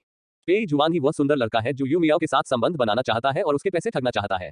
श्री पेई, क्या आपने तय कर लिया है कि कहाँ जाना है? क्या ये हो सकता है कि श्री पेई वास्तव में एक बेरोजगार आवारा है? ये जानते हुए कि पेई जुबान की पहचान ऐसी चीज नहीं थी जिसे आसानी से उजागर किया जा सके, यू मियाओ ने अंततः अपना दिल नर्म कर लिया जब उसने बदमाशी के कारण उसका बदसूरत चेहरा देखा। उसने पेई जुबान का हाथ खींचा और फू चुन से कहा, भाई फू, कृपया हमें स्कूल ले चलो। मैंने उसके साथ दोपहर में साथ में भोजन करने का समय तय किया है। उसके स्पष्ट रवैये ने तुरंत ही दोनों पुरुषों के हाव भाव बदल दिए। उसकी नजर दो लोगों के आपस में जुड़े हुए हाथों पर पड़ी और फू चुन के दिल में अचानक गुस्सा उमड़ आया। अभी जब उसे पेई जुबान द्वारा धमकाया जा रहा था, हालांकि यू मियाओ ने उसकी मदद की, उसने उसे छुआ तक नहीं। अब आप पेई जुबान का हाथ क्यों पकड़ेंगे? वह फू परिवार का दूसरा युवा स्वामी है, वह एक ठग जिगोलो से बेहतर कैसे नहीं हो सकता? फू चुन उदास चेहरे के साथ आगे चल रहा था, वह उदास महसूस कर रहा था। यू शुयुन यू परिवार की सबसे बड़ी बेटी है। वह सबकी प्यारी है और बहुत घमंडी है। हालांकि वह भी उसे पसंद करता था, लेकिन उसे हमेशा लगता था कि वह थोड़ी ज्यादा मजबूत है और यू मियाओ की तरह व्यवहार करने वाली, सौम्य और प्यारी नहीं है। यू मियाओ युवा है और मासूम दिखती है। फू चुन ने शुरू में सोचा था कि दूसरे पक्ष को पाना आसान काम होगा। लेकिन यू मियाओ जाहिर तौर पर एक गरीब छोटी लड़की है जिसे कोई प्यार नहीं करता। वह सीधी सादी है और उसे धोखा देना आसान है, इसलिए उसके लिए उसे पाना आसान होगा। लेकिन अब अचानक चेंग याओजिन प्रकट हुआ। वे कब मिले और कब वे एक दूसरे से इतने परिचित हो गए? फू चुन का मूल रूप से यू मियाओ को पाने का कोई इरादा नहीं था, लेकिन शायद दूसरों से लड़ना हमेशा अच्छा होता है। अब जबकि उसके पास एक प्रतियोगी है, फू चुन यू मियाओ पर अधिक ध्यान देता है। उसे अवश्य ही पाना चाहिए। इस कारण से फू चुन ने यू मियाओ को यात्री द्वार खोलने में मदद करने की पहल भी की। मियाओ मियाओ, शुक्रिया मिस्टर फू। जब मैं पीछे बैठता हूं तो मुझे कार में उल्टी आती है, इसलिए मैं चिंतित था। मुझे उम्मीद नहीं थी कि मिस्टर फू इतने स्वागतशील होंगे। पेई जुआन अब बहुत खुशी से हंस रहा था। उसकी पत्नी उसके पक्ष में है। पेई जुआन पूरी तरह स्वस्थ हो गया और अचानक उसमें पुनः प्रतिस्पर्धा करने की प्रेरणा आ गई। यू मियाओ यात्री सीट पर बैठना नहीं चाहती थी, लेकिन अब जब पेई जुआन ने सीट ले ली थी तो वह स्वाभाविक रूप से पीछे की सीट पर चली गई। केवल फू चुन के चेहरे पर विकृत भाव था, लेकिन फिर भी उसे गहरी सांस लेनी पड़ी, वापस बैठना पड़ा और बिना किसी शिकायत के गाड़ी चलाना जारी रखना पड़ा। कार बहुत शांत थी। फू चुन ने थोड़ी देर खुद को संभाला और फिर पेई जुआन की पहचान के बारे में पूछताछ शुरू कर दी। जब उनसे पूछा गया कि उन्होंने क्या किया तो पेई जुआन ने इसके बारे में सोचा। वह चीजें बेच रहा है ना? चीजें बेचना, क्या ये बहुत ही व्यावहारिक बात नहीं है? बिक्री। फू चुन धीरे से मुस्कुराया, लेकिन उसकी आंखें तिरस्कार से भरी थी। क्या मैं कहूं कि वो सिर्फ एक नाजायज बेटी है? यू मियाओ की पसंद वाकई इतनी अच्छी नहीं है। उन्होंने वास्तव में उसे फू परिवार के दूसरे बेटे को नहीं चुना, बल्कि एक घटिया विक्रेता को चुना। श्री पेई ने ऐसी नौकरी क्यों चुनी? ये कैसी सल्स जॉब है? फू चुन सोचता है कि अगर पेई जुआन जिगोलो बन जाए तो वह जरूर खूब पैसा कमाएगा। उसके मन में तरह तरह के बुरे विचार उमड़ पड़े, मानो उसने पहले ही पेई जुआन को पैसों के लिए खुद को नीचा दिखाते हुए देख लिया हो। पेई जुआन को समझ नहीं आया कि वह क्या सोच रहा है, इसलिए उसने आह भरते हुए कहा, बिल्कुल नहीं, बेटा अपने पिता के नक्शे कदम पर चलता है। वास्तव में मैं कुछ और करना चाहता हूँ। ओह, मिस्टर पेई क्या करना चाहते हैं? पेई जुआन की आंखें चमक उठी जब उसने रियरव्यू मिरर में यू मियाओ को अपने फोन से खेलते हुए देखा। उदाहरण के लिए रखा जाना या कुछ और। यू मियाओ की नजर को देखते हुए पेई जुआन ने प्यार से आंख मारी। उनके शब्द उलझनों से भरे थे। ये सुनकर फू चुन के पूरे शरीर में रोंगटे खड़े हो गए, लेकिन उसने रियरव्यू मिरर से देखा कि यू मियाओ के कानों के सिरे लाल थे। फू चुन क्रोधित हो गया। कैसी लोमड़ी है, वह अभी भी यहाँ है और यू मियाओ को इतनी बेशर्मी से बहका रहा है। अगर वह यहाँ न होता तो कौन जानता है कि यह कमीना क्या करता। फू चुन के माथे की नसें उभर आईं और अब उसकी बातचीत जारी रखने की इच्छा नहीं थी। उसका मूल इरादा यू मियाओ को एक सुंदर लड़के के रूप में पेई जुआन की असली प्रकृति को देखने देना था, लेकिन उसने उम्मीद नहीं की थी कि यह लड़का वास्तव में उसके सामने यू मियाओ को छेड़ेगा। इस आदमी ने अमीर महिलाओं के साथ संबंध बनाने का ये काम कई बार किया होगा, इसलिए वह इसमें इतना कुशल है। नहीं, उसे यू मियाओ को इस आदमी की असली प्रकृति को पहचानना होगा और इस बेशर्म चीज से छुटकारा पाना होगा। खुशी के पल हमेशा कम होते हैं। कार के स्कूल में पहुंचने के बाद पेई जुआन सिर्फ यू मियाओ और फू चुन को साथ जाते हुए देख सकती थी। अरे, वो 18 साल का क्यों नहीं है? तब तो वो अपनी पत्नी के साथ पढ़ाई कर सकता था, लेकिन वह ये भूल गया कि 18 वर्ष की उम्र में भी वह एक दिन भी स्कूल नहीं गया था। अपना सिर खुजाते हुए पेई जुआन को अंततः अपने अधीनस्थों को बुलाने के लिए कुछ समय निकालना याद आया। लेकिन जैसे ही मैंने अपना फोन चालू किया, एक कॉल आ गई। पेई जुआन की अग्रिम मोर्चे पर मारक क्षमता के कारण उसके सैनिक आसानी से दुश्मन के शिविर तक पहुंच गए और उन्होंने शानदार काम किया। ये सुनने के बाद कि पेई जुआन किसी गंभीर संकट में नहीं है, सभी लोग और भी अधिक उत्साहित हो गए। मालिक, हम अभी आपको लेने चलेंगे। पेई जुआन द्वारा अपना फोन चालू करने के बाद वे स्थान का पता लगाकर उसे ढूंढने में सफल हो गए। नहीं गुरुजी, मैं अपनी पत्नी के पीछे व्यस्त हूँ और अभी वापस नहीं जाना चाहता। क्या? उसने क्या सुना? उनका युवा मालिक उसकी पत्नी का पीछा करना चाहता था। यह जरूर स्वर्ग से कोई संकेत होगा। उसे तुरंत मालिक और मालकिन को बताना चाहिए। मेरे माता पिता को मत बताना, ठीक है? उसके माता पिता इतने कट्टर हैं कि यह जानने के बाद वे निश्चित रूप से म्याओ म्याओ को एक जागीर और एक नौक देने के लिए दौड़ पड़ेंगे। क्या मजाक है? वह उसकी पत्नी है, इसलिए उसे उपहार देना ही होगा। 37 अध्याय 37 गैंगस्टर बनने के लिए मजबूर होने के बाद युवा मास्टर। अपने आदमियों को चेतावनी देने के बाद पेई जुआन कुछ देर तक इधर उधर टहलता रहा और फिर से बेचैन होने लगा। यद्यपि यू मियाओ ने उसे खेलने के लिए बाहर भेज दिया था, फिर भी पेई जुआन को तब भी बेचैनी महसूस होती थी जब वह सोचता था कि यू मियाओ ऐसे दुर्भावनापूर्ण व्यक्ति के साथ रह रहा है। दोनों लोगों के स्टूडियो की ओर जाने के निर्देश का अनुसरण करते हुए पेई जुआन ने कांच के माध्यम से यू मियाओ को बेईमानी से देखा, और इस एक नजर ने उसे एक ऐसा दृश्य दिखाया जिससे उसकी आंखें क्रोध से फट गईं। उस कमीने को तो बस बोलते रहना चाहिए, अपनी बीवी के कंधे पर हाथ क्यों रख रहा है? वह स्पष्टतः लाभ उठा रहा है। अरे फू चुन, तुम अपने छात्रों के साथ क्या कर रहे हो? उनकी धरती हिला देने वाली चीख ने चित्रकला में तल्लीन छात्रों को तुरंत जगा दिया। उन्होंने अपना सिर घुमाया और देखा कि फू चुन का लंबा शरीर वास्तव में यू मियाओ के ऊपर मंडरा रहा था और उसकी मुद्रा बहुत अस्पष्ट लग रही थी। हालांकि फू चुन बहुत सुंदर है, फिर भी यह शिक्षक और छात्र के बीच के रिश्ते के लिए अच्छी बात नहीं है। जब फू चुन ने देखा कि हर कोई उसे अजीब निगाहों से देख रहा है तो उसका चेहरा बिगड़ गया। वह सचमुच उसका फायदा उठाना चाहता था। आखिरकार आज यू मियाओ और पेई जुआन के बीच के अंतरंग व्यवहार ने उसे वाकई उत्तेजित कर दिया था, लेकिन उसने अभी तक शुरू नहीं किया है। सभी द्वारा अजीब निगाहों से घूरे जाने के कारण फू चुन यथासंभव स्वाभाविक रूप से खड़ा हो सका और सभी को सांत्वना दी। लेकिन फिर भी उनकी और यू मियाओ की तस्वीरें अभी भी निजी तौर पर प्रसारित की गईं। ये फोटो भी यू शुयुन को उसकी अच्छी दोस्त ने भेजी थी। शुयुन, तुम्हारी बहन लोगों को धोखा देने में बहुत माहिर है। उसने तो दूसरे युवा मास्टर फू के साथ भी संबंध बना लिए हैं। जब मेरे मित्र ने मुझसे इस बारे में बात की तो उसका स्वर बहुत असंतुष्ट था। मंडली में हर कोई जानता है कि फू चुन यू शुयुन को पसंद करता है और उसके पीछे पड़ा है। ये लगभग कहा जा सकता है कि वह वही चाहता है जो यू शुयुन चाहती है। लेकिन अब ऐसा लगता है कि उसकी नजर यू मियाओ पर है, जो एक नाजायज बेटी है, इसलिए स्वाभाविक रूप से उन्हें यू शुयुन के लिए डैक होता है। हालांकि यू शुयुन ने फोटो को देखा और उदासीनता से मुस्कुराया। उसे पहले से ही फू चुन से उम्मीदें थीं, लेकिन इस कायन ने उसे पेई जुआन से बचाना तो दूर पेई जुआन का सामना करने की भी हिम्मत नहीं की। उसे ऐसी बर्बादी की जरूरत नहीं है। अगर उसे यह पसंद है तो इसे ले लो। यह उस पागल पेई जुआन को पागल होने देने और यू मियाओ को उसके पिछले जीवन में झेली गई यातना का अनुभव कराने का एक अच्छा अवसर है। पेई जुआन के अधीन लोग शाकाहारी नहीं है। अगर यू मियाओ ने धोखा देने की हिम्मत की। हाँ, यद्यपि इस कक्षा में एक अप्रिय घटना घटी, फिर भी फू चुन की मानसिक स्थिति मजबूत थी और फिर भी उसने कक्षा पूरी कर ली। घंटी बजते ही वह तेजी से वहां से खिसक गया। बाकी छात्र असमंजस में एक दूसरे को देखने लगे और फिर यू मियाओ के पास चले गए। यू मियाओ, शिक्षक फू के साथ तुम्हारा क्या रिश्ता है? क्या शिक्षक फू सचमुच तुम्हारा पीछा कर रहे हैं? लेकिन क्या मैंने नहीं सुना कि टीचर फू को मिस यू पसंद है? क्या तुम अपनी बहन से किसी आदमी को चुराने की कोशिश कर रही हो? इन लोगों के सवाल और भी ज्यादा बेतुके होते गए। यू मियाओ ने तो किसी को उसे डांटते हुए भी सुना, ये कहते हुए कि वह नाजायज बेटी होने के लायक है और उसके तरीके उसकी मां की तरह ही शर्मनाक है।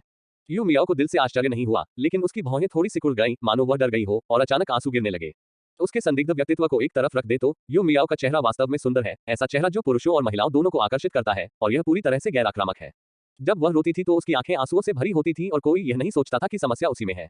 कुछ लड़कियां जो पहले सिर्फ गपशप कर रही थीं, अब उन्होंने यू मियाओ को इन लोगों द्वारा परेशान और रोते हुए देखा और तुरंत उसे बचाने की तीव्र इच्छा महसूस की। क्या बात कर रहे हो तुम लोग? हम एक प्रतिष्ठित विश्वविद्यालय के छात्र हैं, तुम इतने असभ्य कैसे हो सकते हो?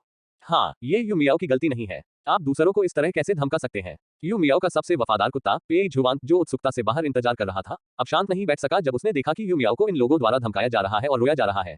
उसने खिड़की का शीशा तोड़ दिया और अंदर कूद गया। हर कोई उसे देखकर चौंक गया और एक बदजुबान लड़का इतना आश्चर्यचकित हुआ कि वह वहीं जम गया। भागने का सबसे अच्छा मौका चूक गया और पेई जुआन द्वारा पकड़ा गया। उसने स्पष्ट रूप से देखा कि यह वह आदमी था जो बकवास कर रहा था और यू मियाओ को रुला रहा था। पेई जुआन का स्वभाव शुरू से ही बहुत खराब था और जब उसने यू मियाओ को रोते देखा तो उसका गुस्सा उसके सिर के ऊपर तक चढ़ गया। तुम सचमुच बहुत अच्छे हो, तुमने उसे रुलाने की हिम्मत की। जैसे ही उसने बोलना समाप्त किया, उसने उस आदमी के चेहरे पर कई बार मुक्का मारा। पकड़ा गया आदमी एक साधारण इंसान था। वह पेई जुआन की मुक्कों का सामना नहीं कर सका और जल्द ही उसकी पिटाई कर दी गई। उसकी एक आंख काली हो गई और चेहरा सुअर के सिर जैसा सूज गया। वह बहुत भयभीत था और जब उसने देखा कि पेई जुआन आगे बढ़ने वाला है, तो उसने एक सुअर की तरह चीख मारी जिसे काटा जा रहा था। बचाओ, बचाओ, किसी की हत्या हो गई है। मैं तुम्हारी शिकायत करना चाहता हूँ। मैं तुम पर मुकदमा करना चाहता हूँ। ये देखते हुए कि स्थिति बढ़ने वाली थी, कई भयभीत सहपाठी पेई जुआन को खींचने के लिए आगे बढ़ने वाले थे। पेई जुआन ऐसा लग रहा था जैसे वह ध्वनि से परेशान हो गया हो, उसकी अभिव्यक्ति और भी अधिक क्रूर हो गई और वह तुरंत डर गया। ऐसा लग रहा था जैसे वो किसी को पीट पीट कर मार डालेगा। यू मियाओ उसे सार्वजनिक रूप से ऐसा करने की इजाजत नहीं दे सकती थी। पेई जुआन, जल्दी रुको। वह स्पष्ट रूप से गुस्से में था और आसपास किसी की भी हिम्मत नहीं हुई कि वह उसे रोकने के लिए आगे बढ़े। यू मियाओ को आगे बढ़ते देख कोई उसे रोकने के लिए पहले से ही तैयार था। लेकिन किसने सोचा होगा कि पेई जुआन, जो एक पागल कुत्ते की तरह था और लगभग किसी को मार डालने वाला था, यू मियाओ की आवाज सुनकर अवचेतन रूप से रुक गया। जब यू मियाओ उसके पास गई और उसकी कलाई पकड़ ली, तो जो व्यक्ति अभी गुस्से में था उसे वास्तव में उसने आज्ञाकारी ढंग से खींच लिया। पेई जुआन के हाथ पर खून देखकर यू मियाओ ने थोड़ा सा भौहें चढ़ाई। तुम फिर से घायल हो गए हो। यू मियाओ ने कहा। एक टिश्यू निकाला और ध्यान से उसके हाथों से खून पोंछा, फिर उसे दिलासा दिया, चिंता मत करो, मैं इसका ध्यान रखूंगा। ये सुनकर पेई जुआन पूरी तरह से चकित रह गया। उसे इस बात की चिंता नहीं थी कि यह आदमी परेशानी पैदा करेगा, उसे बस अचानक एहसास हुआ कि वह डरावना लग रहा है। यदि यू मियाओ उससे डरती थी तो पेई जुआन को नहीं पता था कि क्या करना है। लेकिन उसने यह उम्मीद नहीं की थी कि यू मियाओ उसके हाथ पोंछने में मदद करेगी और उसे इतने प्यार से दिलासा देगी। क्या तुम्हें मुझसे डर नहीं लगता? पेई जुआन जानता था कि जब वह कभी कभी पागल हो जाता था तो वह बहुत डरावना लगता था, यहाँ तक कि उसके माथा भी उससे डरते थे। यू मियाओ उससे बिल्कुल भी क्यों नहीं डरती थी? मुझे तुमसे क्यों डरना चाहिए? तुमने मेरे लिए उसे पीटा है। ठीक है, अभी बात करने का समय नहीं है। बाहर जाओ और मेरा इंतजार करो। जब मेरा काम हो जाएगा तो मैं बाहर आ जाऊंगा। पेई जुआन को दूर भेजने के बाद यू मियाओ की नजर उस आदमी पर लौट आई। चेंग यू चिल्लाता रहा कि वह पुलिस को बुलाना चाहता है और पेई जुआन को गिरफ्तार कर जेल में डालना चाहता है। सहपाठी यू मियाओ चेंग यू के पास गई, क्षमा प्रार्थी भाव से और मानो उसे बहुत दैख हो रहा हो। क्या हम अकेले में बात कर सकते हैं? मैं आपको तब तक मुआवजा दे सकता हूं जब तक आप इस मामले को आगे नहीं बढ़ाते। यू मियाओ वाकई मासूम और आज्ञाकारी लग रही थी। उसे देखकर कोई भी यही सोचता कि वो इतनी नेकदिल और सौम्य है कि उसे जरूर ठगा जाएगा। चेंग यू, जो मूल रूप से आक्रोश से भरा था, यू मियाओ की बातें सुनने के बाद उसके मन में अन्य विचार आए। यू परिवार बहुत अमीर है, अब जब ऐसा कुछ हुआ है तो वे निश्चित रूप से उसे अच्छी तरह से मुआवजा देंगे, है ना? 38 अध्याय 38 गैंगस्टर बनने के लिए मजबूर होने के बाद यंग मास्टर 8। यू मियाओ के पीछे एक खाली कक्षा में जाते हुए चेंग यू ने देखा कि यू मियाओ लगातार अपने फोन को देख रही है और वह खुद को रोक नहीं सका। लेकिन उसने कहा, नाजायज बेटी, क्या तुम अपने परिवार से पैसे मांग रही हो? तुम्हारी मालकिन ने मुझे बहुत बुरी तरह पीटा। यह ऐसी बात नहीं है जिसे कुछ लाख डॉलर से सुलझाया जा सके। सच में? यू मियाओ ये सुनकर धीरे से हंस पड़ी। ये बहुत अच्छी बात है। चूंकि आप इसे नहीं चाहते, इसलिए मैं आपको एक पैसा भी नहीं दूंगा।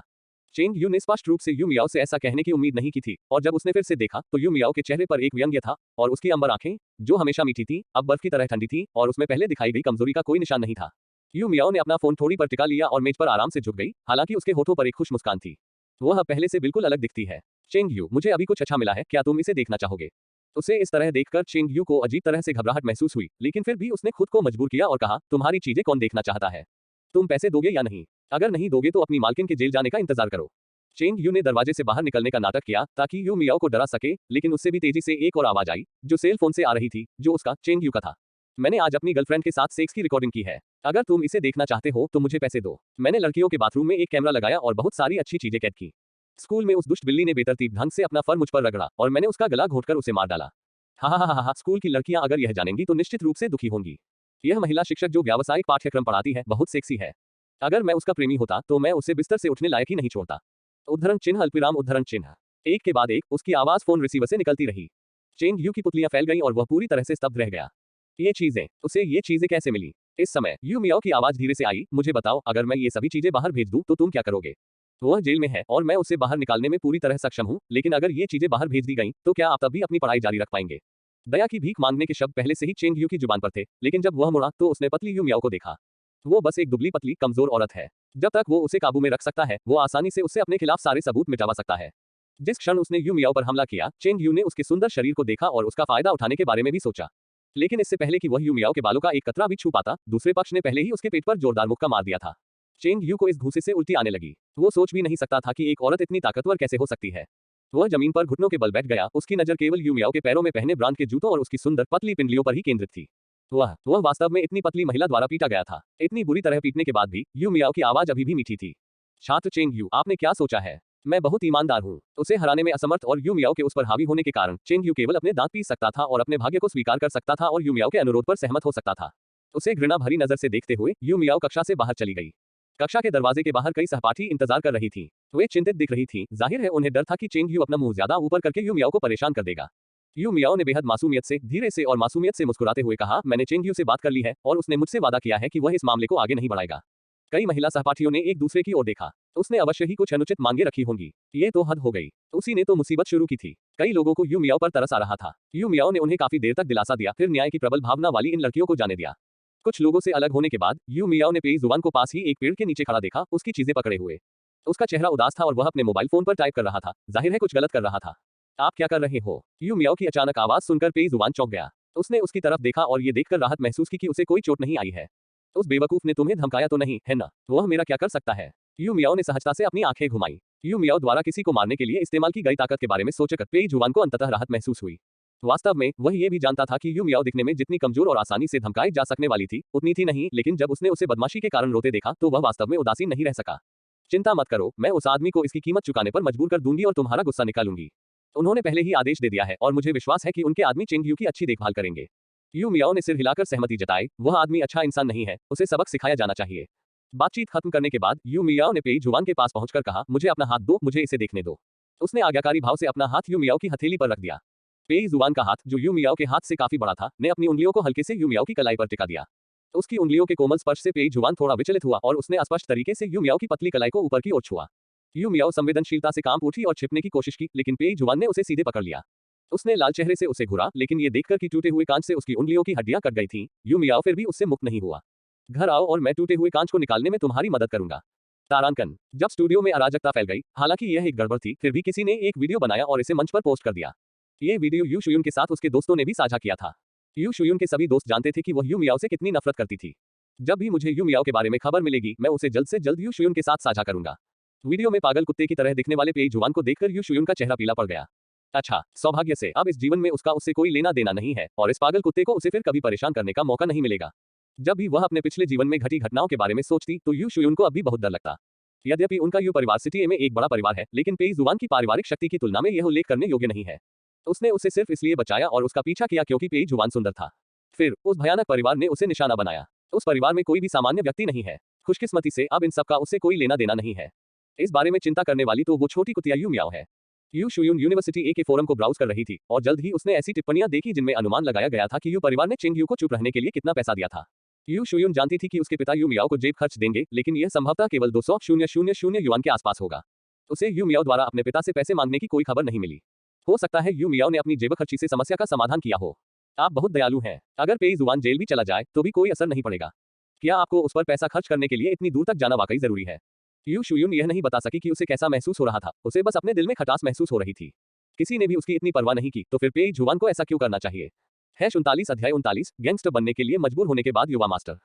वह मूल रूप से यू मियाओ के लिए खाना बनाना चाहता था और उसे अपने खाना पकाने के कौशल का स्वाद चखाना चाहता था, लेकिन अब जब उसका हाथ घायल हो गया था तो पेई जुबान को पानी छूने से मना कर दिया गया था। मियाओ मियाओ, क्या तुम खाना बनाना चाहती हो? क्या तुम्हें डर है कि मैं तुम्हें जहर देकर मार डालूंगा? बिल्कुल नहीं, मुझे बस ऐसा लगा कि तुम्हें खाना बनाना पसंद नहीं है और मैं तुम्हें मजबूर नहीं करना चाहता था। मैं खाना नहीं बनाना चाहती थी, इसलिए मैंने टेकअवे का ऑर्डर दिया। वैसे भी उसके पास पैसे की कमी नहीं है और यू मियाओ को लगता है कि वास्तव में खुद को इतनी मुश्किल स्थिति में डालने की कोई जरूरत नहीं है। मूल मालिक को अपने कंजूस पिता से परेशानी थी और वह हमेशा अपना पैसा खर्च करने में हिचकिचाता था। लेकिन यू मियाओ को इसका उपयोग करते समय कोई दबाव महसूस नहीं हुआ। खैर, वो उसका पिता है, उसका उस पर पैसा खर्च करना स्वाभाविक है। वो उसका कुछ भी कर्जदार नहीं है। यू मियाओ को अपने बगल में सोफे पर बैठे और टैबलेट को गौर से देखते हुए देखकर पेई जुआन ने काफी देर तक खुद को रोकने की कोशिश की, लेकिन वह खुद को रोक नहीं सका। मियाओ मियाओ, उस आदमी को चुप कराने के लिए तुम्हें बहुत पैसा खर्च करना पड़ा होगा, है ना? जैसे ही उसने यह बात कही, पेई जुआन ने अपने बटुए से कई कार्ड निकाले और उन्हें यू मियाओ के हाथों में थमा दिया। मेरे पास इतना ही पैसा है, मैं तुम्हें दे दूंगा। मेरे पास अभी भी बहुत पैसा है और मैं वह सब तुम्हें दे दूंगा। सब कुछ मुझे दे दो। यू मियाओ ने भौहें चढ़ाई। अगर सब कुछ मुझे दे दोगे तो अपना क्या करोगे? पेई जुआन ने मुंह बनाते हुए शर्माते हुए कहा, मियाओ मियाओ, तुम मुझे नजरअंदाज तो नहीं करोगी, है ना? पेई जुआन बचपन से ही हमेशा अपने लिए खड़ा हुआ है और आज पहली बार कोई उसकी रक्षा के लिए खड़ा हुआ है। इतना सब होने के बाद भी अगर यू मियाओ अभी भी ये तर्क देने की कोशिश करती है कि वह उसे पसंद नहीं करती है, तो पेई जुआन उस पर विश्वास नहीं करेगी। वह स्पष्टतः उससे बहुत प्यार करती थी। उसकी ओर ठंडी नजरों से देखते हुए यू मियाओ ने शांति से कहा, मेरे साथ तुम्हारा क्या रिश्ता है? मुझे तुम्हारी परवाह क्यों करनी चाहिए? हमारा एक ऐसा रिश्ता है जहां मैं तुम्हें पसंद करता हूं और तुम भी मुझे पसंद करती हो। यू मियाओ वास्तव में काफी शर्मीली है और पेई जुआन को लगता है कि उसके लाल गाल बहुत प्यारे हैं। लेकिन पेई जुआन ने लंबे समय तक इंतजार किया और यू मियाओ के चेहरे पर कोई बदलाव नहीं देखा। थोड़ी देर बाद यू मियाओ ने अंततः बात की, हो सकता है कि आप गलतफहमी में हो। मैंने आपके प्रति कोई इरादा दिखाने के लिए ऐसा नहीं किया। मैं तो बस आपकी मदद करना चाहता था क्योंकि आपने मेरी मदद की थी। पेई जुआन को स्पष्ट रूप से महसूस हुआ कि यू मियाओ बुरे मूड में थी, लेकिन वह ये नहीं समझ सका कि वह गुस्से में क्यों थी। क्या यह उसके अचानक कबूलनामे की वजह से है, या इसलिए कि मैं उसे पसंद नहीं करती? लेकिन उसे स्पष्ट रूप से महसूस हुआ कि यू मियाओ उसे पसंद करती है। वह केवल उसके लिए ही विशेष थी। पेई जुआन को लगा कि यू मियाओ एक रहस्य की तरह है जिसे वह देख या समझ नहीं सकता। मैं जब चिंता में था तभी दरवाजे की घंटी बजी। साथ ले जाएं। दरवाजे से एक धीमी आवाज सुनाई दी। पेई जुआन दरवाजा खोलने के लिए यू मियाओ के सामने खड़ी हुई और फिर उसकी नजर एक हटे कट्टे आदमी पर पड़ी जिसकी डिलीवरी यूनिफॉर्म लगभग फट रही थी। पेई जुआन टैटू से लदे उस हटे कट्टे आदमी ने एक आकर्षक मुस्कान दी और लगातार चालाक आंखों से अंदर देखते हुए टेकअवे के बारे में बात की। वे इस बात को लेकर बहुत उत्सुक थे कि उनके कठोर हृदय वाले युवा स्वामी को कौन हिला सकता है। वह व्यक्ति उनके युवा स्वामी का था और वे किसी भी चीज की जांच पड़ताल करने के लिए सीमा पार करने की हिम्मत नहीं कर सकते थे। वे बस इस तरह उसके घर पहुंचकर खरबूजे खाने की कोशिश कर सकते थे। उद्धरण चिन्ह डॉट डॉट डॉट। धन्यवाद, आपको बस जाना चाहिए और जो करना है वो करना चाहिए। दूसरे व्यक्ति की बात मानते हुए पेई जुआन ने भयावह ढंग से कहा। झोंक शिन ने सूखी हंसी हंसते हुए अपने सामने दरवाजे को बंद होते देखा। अपना सिर खुजलाते हुए झोंक शिन वापस बेस की ओर चला गया। तहखाने में मंद रोशनी में कुछ लोग साथ बैठकर शराब पी रहे थे और ताश खेल रहे थे। जब उन्होंने झोंक शिन को वापस आते देखा तो वे तुरंत गपशप करने लगे। क्या तुमने किसी को देखा? वह किस तरह का व्यक्ति है? ये सुनकर झोंक शिन ने अजीब तरह से अपना सिर खुजलाया और कहा, मैंने इसे नहीं देखा। ये देखकर कि कई लोगों की आंखें उसकी ओर उग्र हो गई हैं, झोंक शिन ने असहाय होकर कहा, आप सभी युवा स्वामी के स्वभाव को जानते हैं। वह सबसे दबंग है। उसने उसे कसकर बंद कर दिया। मैं उसे कैसे देख सकता था? माफ करना, अगर मुझे पता होता तो मैं तुम्हें जाने नहीं देता। क्या बढ़िया मौका है, तुमने कुछ भी नहीं देखा। अरे लड़के, हमें फिर से बताओ कि हमारे युवा मालिक को किस तरह का व्यक्ति पसंद है। इतने क्रूर लोगों के समूह से घिरे होने के कारण चेंग यू इतना डर गया कि उसकी पैंट में पेशाब ही पेशाब हो गया। उसे कुछ भी अंदाजा नहीं था कि क्या हो रहा है। सड़क पर चलते चलते वह बेहोश हो गया और जब होश आया तो उसे इस अंधेरे तहखाने में बांधा गया था। चेंग यू चाहे कितना भी मूर्ख क्यों न हो, वह जानता था कि वह दीवार से टकरा गया है और उसने गलत व्यक्ति को नाराज कर दिया है। उसे उम्मीद नहीं थी कि वह पागल आदमी असल में असाधारण हैसियत का एक युवा स्वामी था। आज यू मियाओ को इस तरह डांटने के बाद क्या वह बच पाएगा? ये सोचते हुए चेंग यू को अपने पेट के निचले हिस्से में तेज संकुचन महसूस हुआ और कुछ बाहर निकल आया। मैं गलत था, मैं सचमुच जानता हूं कि मैं गलत था। मैं दोबारा ऐसा करने की हिम्मत कभी नहीं करूंगा। चेंग यू बहुत ही घृणित लग रहा था। वह दया की भीख मांग रहा था और रो रहा था। हालांकि वहां उपस्थित लोगों ने सभी प्रकार के दृश्य देखे थे और इस दृश्य को देखकर उनके भाव बिल्कुल नहीं बदले। कुछ लोग तो हंसते हुए बोले, डरो मत छोटे भाई, हम अच्छे नागरिक हैं। भले ही तुम हमारे युवा स्वामी को नाराज कर दो, हम तुम्हें नहीं मारेंगे। आओ आओ, हमें बताओ कि हमारे युवा स्वामी को किस तरह का व्यक्ति पसंद है। इस समय चेंग यू की हिम्मत नहीं हुई कि वह यू मियाओ के बारे में कुछ भी बुरा कहे। वह बस इतना ही कह सका, वो बहुत सुंदर है, बहुत दयालु है और उसका स्वभाव भी अच्छा है। आपने अभी यह सब कहा। भाई, अगर आप हमारे साथ इस तरह से लापरवाही से पेश आएंगे तो हमें भी आपके साथ अच्छा व्यवहार करना होगा। चेंग यू को बिना सोचे समझे पता चल गया कि यह अच्छा उपहार नहीं है और वह इतना डर गया कि वह फिर से फूट फूट कर रोने लगा। मैं भी उसे नहीं जानता, हम एक दूसरे से परिचित नहीं हैं। तुम उसे सिर्फ इसलिए डांट रहे हो क्योंकि तुम उसे अच्छी तरह जानते नहीं। तुम सचमुच बहादुर हो, बोलने वाले ने व्यंग्य किया। चेंग यू को अब लगा कि वो वाकई बहादुर है। वो यू मियाओ को डांटने की हिम्मत कैसे कर सकता था? भले ही यू मियाओ यू परिवार की नाजायज बेटी है, लेकिन वह ऐसी कोई नहीं है जिसे वह अपमानित कर सके। तस्वीरें कहाँ हैं? क्या आपके पास कोई तस्वीर है? किसी ने उत्सुकता से पूछा। नहीं नहीं नहीं, मेरे पास है, मेरे पास है। यह मेरे फोन में है। चेंग यू के सेल फोन की बहुत पहले तलाशी ली गई थी, इसलिए कई लोग उसका फोन खोलकर उसे देखने के लिए एकत्र हुए। जब उन्होंने ये देखा तो वे सभी आश्चर्यचकित रह गए। वाह, यह अविश्वसनीय है। इस फोन के अंदर की चीजें तो बस अद्भुत हैं। यहाँ इतनी सारी गुप्त रूप से ली गई तस्वीरें और वीडियो हैं, साथ ही विभिन्न जानवरों के साथ दुर्व्यवहार के वीडियो भी हैं कि ऐसा लगता है कि इनका कोई अंत नहीं है। तुम बहुत घटिया आदमी हो। तुमने हमारी भाभी की फोटो इन चीजों में मिला दी। मुझे बताओ छोटे कमीने, तुम कैसे मरना चाहते हो? ये सुनकर चेंग यू फिर से कांपने लगा। तुमने अभी कहा नहीं नहीं, तुम्हें नहीं मारूंगा। हा हा हा हा हा हा हा। अच्छे लोग यही करते हैं, लेकिन हम ऐसा नहीं करते। ठीक है, निराश मत होइए। आपको आभारी होना चाहिए कि यह हमारे हाथों में आ गया, जो कि युवा मालिक के हाथों में पड़ने से बेहतर है। तब तक यदि आप मरना भी चाहेंगे तो आपको कोई मौका नहीं मिलेगा। 40 अध्याय 40 गैंगस्टर बनने के लिए मजबूर होने के बाद यंग मास्टर। उस रात ए यूनिवर्सिटी फोरम में फिर से विस्फोट हुआ, जिसका कारण चेंग यू द्वारा पोस्ट किया गया एक वीडियो था। वीडियो में चेंग यू का चेहरा पीला पड़ गया था, क्योंकि वह प्राथमिक स्कूल से लेकर अब तक किए गए सभी घृणित कार्यों को बताने लगा था। वह वास्तव में 1 घंटे से अधिक समय तक इसी तरह बात करता रहा। चेंग यू ने जो किया वह इतना अपमानजनक था कि यह फोरम पर वायरल हो गया और इंटरनेट पर एक गर्म विषय बन गया, क्योंकि यह बहुत विचित्र था। सर्वशक्तिमान नेटिजन्स द्वारा सत्यापन के बाद जल्द ही यह पुष्टि हो गई कि उन्होंने जो कहा वह सच था। हर कोई हैरान था कि दुनिया में ऐसे जानवर भी मौजूद हैं, और उन्होंने संयुक्त रूप से मांग की कि विश्वविद्यालय चेंग यू को निष्कासित कर दे। चेंग यू इंटरनेट पर पूरी तरह से प्रसिद्ध हो गया है। पेई जुआन ने उसे छुआ तक नहीं, क्योंकि वह यू मियाओ को फंसाना नहीं चाहता था। हालांकि अगर पेई जुआन ने कोई कार्रवाई नहीं भी की होती तो भी चेंग यू की जिंदगी खत्म हो जाती। पूरी तरह से प्रसिद्ध हो जाने के बाद भी विश्वविद्यालय से निष्कासित होने के कारण अब उसका कोई भविष्य नहीं है। इस घटना का कारण यू मियाओ था, और चेंग यू का परिणाम भी यू मियाओ के कारण था।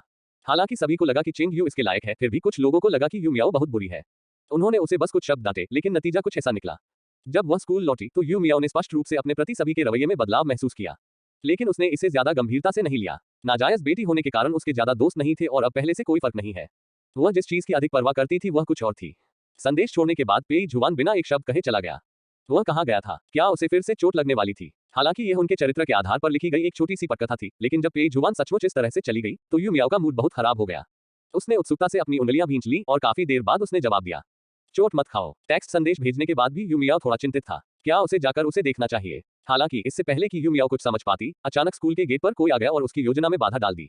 दूसरी बात, महोदया, मालिक आपको एक छोटे से पारिवारिक समारोह के लिए पुराने घर में वापस आने के लिए आमंत्रित कर रहे हैं।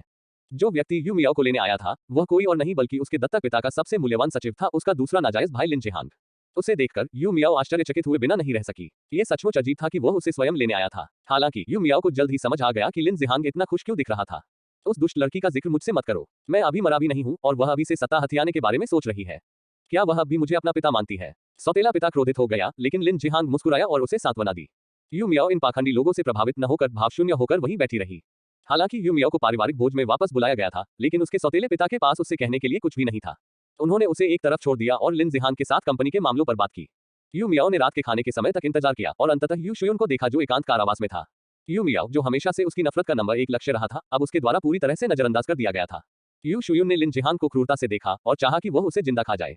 इस कुतिया ने वास्तव में उसे धोखा देने का साहस किया। यू शुयुन की जानलेवा निगाहों का सामना करते हुए लिन जिहांग धीरे से मुस्कुराए।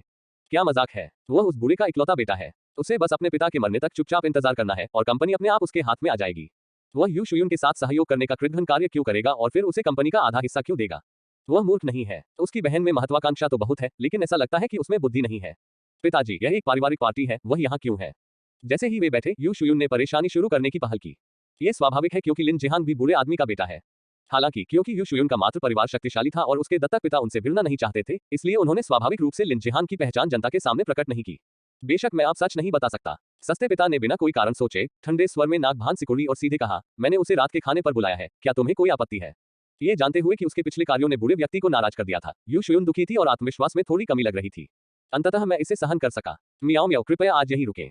हालांकि सस्ते पिता को अपनी आज्ञाकारी छोटी बेटी की ज्यादा परवाह नहीं थी। वह लंबे समय से पुराने घर में दिखाई नहीं दी थी, इसलिए सस्ते पिता मदद नहीं कर सके, लेकिन अचानक कुछ पिता का प्यार महसूस किया। इससे पहले कि यू मियाओ मना करने के लिए अपना मुंह खोल पाती, यू शुयुन पहले बोल पड़ी, ठीक है, आप यहाँ रह सकते हैं। तब से यू मियाओ के एक शब्द भी कहे बिना इन दोनों लोगों ने पहले ही तय कर लिया था कि वह रहेगी या जाएगी। ऐसा अपमानजनक व्यवहार परिवार के सदस्य के बजाय पालतू जानवर के साथ व्यवहार करने जैसा है। यू मियाओ मूल मालिक नहीं है, इसलिए उसके मन में इन रक्त संबंधियों के प्रति कोई अजीब भावना नहीं है। वह इस दुनिया में केवल पेई जुबान के लिए आई थी। इसके अलावा उसे किसी भी चीज की परवाह नहीं है। रात के खाने के बाद यू मियाओ को यू शुयुन ने हाथ से खींच लिया और जबरन अपने बेडरूम में ले गया। तुम अभी भी यहाँ हो? यू शुयुन को थोड़ा विश्वास नहीं हुआ। उसे स्पष्ट रूप से याद था कि पेई जुबान अपने पिछले जीवन में इस समय पहले ही लौट चुकी थी। वह अभी वहां से निकला ही था कि उसे बेहोश कर दिया गया और उसे ले जाया गया। क्योंकि वह वही है जिसे उनके युवा स्वामी पसंद करते हैं, इसलिए स्वाभाविक रूप से उसे हमेशा उनके युवा स्वामी का अनुसरण करना होगा। यू शुयुन को इससे नफरत थी, लेकिन वह इसके बारे में कुछ नहीं कर सकती थी।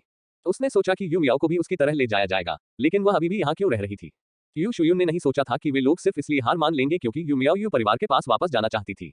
वे अराजक गुंडे निश्चित रूप से लिन जिहांग की कार से टकराएंगे और यू मियाओ को ले जाएंगे।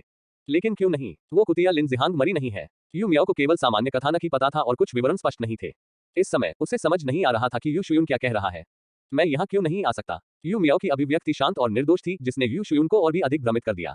तुम्हें कुछ नहीं पता, ऐसा नहीं होना चाहिए। उसके पिछले जीवन के अनुभव के अनुसार वे मनोरोगी स्पष्ट रूप से उसकी जांच करते थे, उसका पीछा करते थे और उसे डराने के लिए टेक्स्ट संदेश भेजते थे। उससे कहो कि वह अपने युवा स्वामी के साथ अच्छा व्यवहार करे और पेई जुवान को धोखा देने के बारे में न सोचे। यू मियाओ इतनी डरपोक है, ऐसी चीज का सामना करते समय वह क्यों नहीं डरती? इस तरह के दबाव का सामना करते हुए क्या उसे पेई जुवान की पहचान पर संदेह नहीं होता? वह इतनी शांत क्यों है? पेई जुवान के साथ आपका रिश्ता कितना आगे बढ़ा है? यू शुयून ने सीधे मुद्दे पर पूछा। ऐसा लगता है कि इसका आपसे कोई संबंध नहीं है ना? इससे कोई फर्क कैसे नहीं पड़ेगा? अगर तुम दोनों मिल जाओ तो मैं तुम्हारी जोड़ी बना दूंगा। यू शुयून ने सोचा कि यू मियाओ के साथ भी उसके जैसा ही बुरा व्यवहार किया गया है और अब वह यू मियाओ के भाव बदलने का इंतजार कर रही थी। हालांकि उसने यू मियाओ की अभिव्यक्ति बदलने का इंतजार नहीं किया, बल्कि पेई जुवान द्वारा यू मियाओ को बुलाने का इंतजार किया। यू शुयून का चेहरा बिगड़ गया। यह आदमी वास्तव में आप पर व्यक्तिगत रूप से नजर रखने के लिए यहाँ आया था। यू शुयून द्वारा सहानुभूति से देखे जाने पर यू मियाओ चुप हो गया। नायिका के साथ कैसा व्यवहार किया गया था कि वह पेई जुवान के बारे में बात करते समय इतनी भयभीत हो गई। 41 अध्याय 41 गैंगस्टर बनने के लिए मजबूर होने के बाद यंग मास्टर। यू शुयून के सामने फोन का जवाब देने का इरादा न रखते हुए यू मियाओ ने पेई जुवान को एक टेक्स्ट संदेश भेजा, जिसमें कहा गया कि वह बाद में उसे वापस कॉल करेगी। क्या मैं अब जा सकता हूँ? यू मियाओ ने भावशून्यता से कहा। वह हाल ही में खराब मूड में थी और पेई जुवान के जाने से वह और भी चिंतित हो गई। इस समय वह यू शुयून के सामने मासूमियत का दिखावा करने के मूड में नहीं था। आखिरकार असली मालिक कोई असली छोटा सफेद खरगोश नहीं था। छोड़ो, हाँ जाओ, उस पागल को अपने साथ ले जाओ। अपने पिछले जीवन के अनुभव के कारण यू शुयून का पेई जुवान के प्रति मनोवैज्ञानिक प्रभाव है। पहले तो वे दूर दूर थे, तब तो ठीक था, लेकिन अब जब वे इतने निकट संपर्क में थे तो वह लगभग क्रोधित हो गई। उसने ये भी नहीं देखा कि यू मियाओ का उसके प्रति रवैया अलग था। वह सचमुच उस पागल आदमी से अब और परेशान नहीं होना चाहती थी। यू मियाओ अपने कमरे में लौट आई और इस समय पेई जुवान के कई संदेश उसके मोबाइल फोन पर पहले ही आ चुके थे। इसका कोई मतलब नहीं था, बस बार बार उसका नाम चिल्लाना था। वह ऐसे बात करती रही जैसे दूसरा व्यक्ति उसके ठीक बगल में खड़ा हो, लेकिन वह वहां नहीं था। यू मियाओ ने भावशून्य होकर उसकी ओर देखा। थोड़ी देर बाद उसने अपना वादा निभाया और पेई जुवान को वापस बुलाया। प्रतिद्वंद्वी ने लगभग तुरंत ही निर्णय ले लिया। मियाओ मियाओ, आवाज लंपट और तुच्छ है। यदि यू मियाओ ने यह आवाज किसी सामान्य दिन सुनी होती तो वह शर्मा जाती, लेकिन अब अपनी भावनाओं से अभिभूत होकर उसे रोने का मन हुआ। वह एक नाजुक व्यक्ति नहीं है, लेकिन कभी कभी भावनाओं का आघात उसे थोड़ा असामान्य बना सकता है। खैर, चेहरे के प्रति सजग यू मियाओ की नजर में ये अजीब और नाजुक भावनाएं उसकी असामान्यता के कारण थी। आप कहाँ हैं? यू मियाओ अब तत्काल इस प्रश्न का उत्तर पाना चाहती है। पेई जुवान ने भी उसकी आवाज सुनी, जो साफ तौर पर आंसुओं से भरी थी। जो आदमी अभी अभी बेतहाशा हंस रहा था, उसने तुरंत मुस्कुराना बंद कर दिया, भौहें सिकोड़ लीं और उसका चेहरा बेहद उदास हो गया। लेकिन उसकी आवाज और भी धीमी हो गई, मानो वह उसे डराने से डर रहा हो। मियाओ मियाओ, क्या हुआ? क्या किसी ने तुम्हें धमकाया? जब उसने ये सवाल पूछा तो यू मियाओ अपने आंसुओं को नियंत्रित नहीं कर सकी। वह इतना रोई कि बोल भी नहीं पाई। वह बहुत देर तक रोती रही, फिर उसका मूड थोड़ा ठीक हुआ। रिसीवर पर पेई जुवान की कोमल और निरंतर सांत्वना भरी आवाज सुनाई दे रही थी। अगर वह विदेश में न होता तो वह यू मियाओ के पास दौड़कर उसे गले लगाता और दिलासा देता।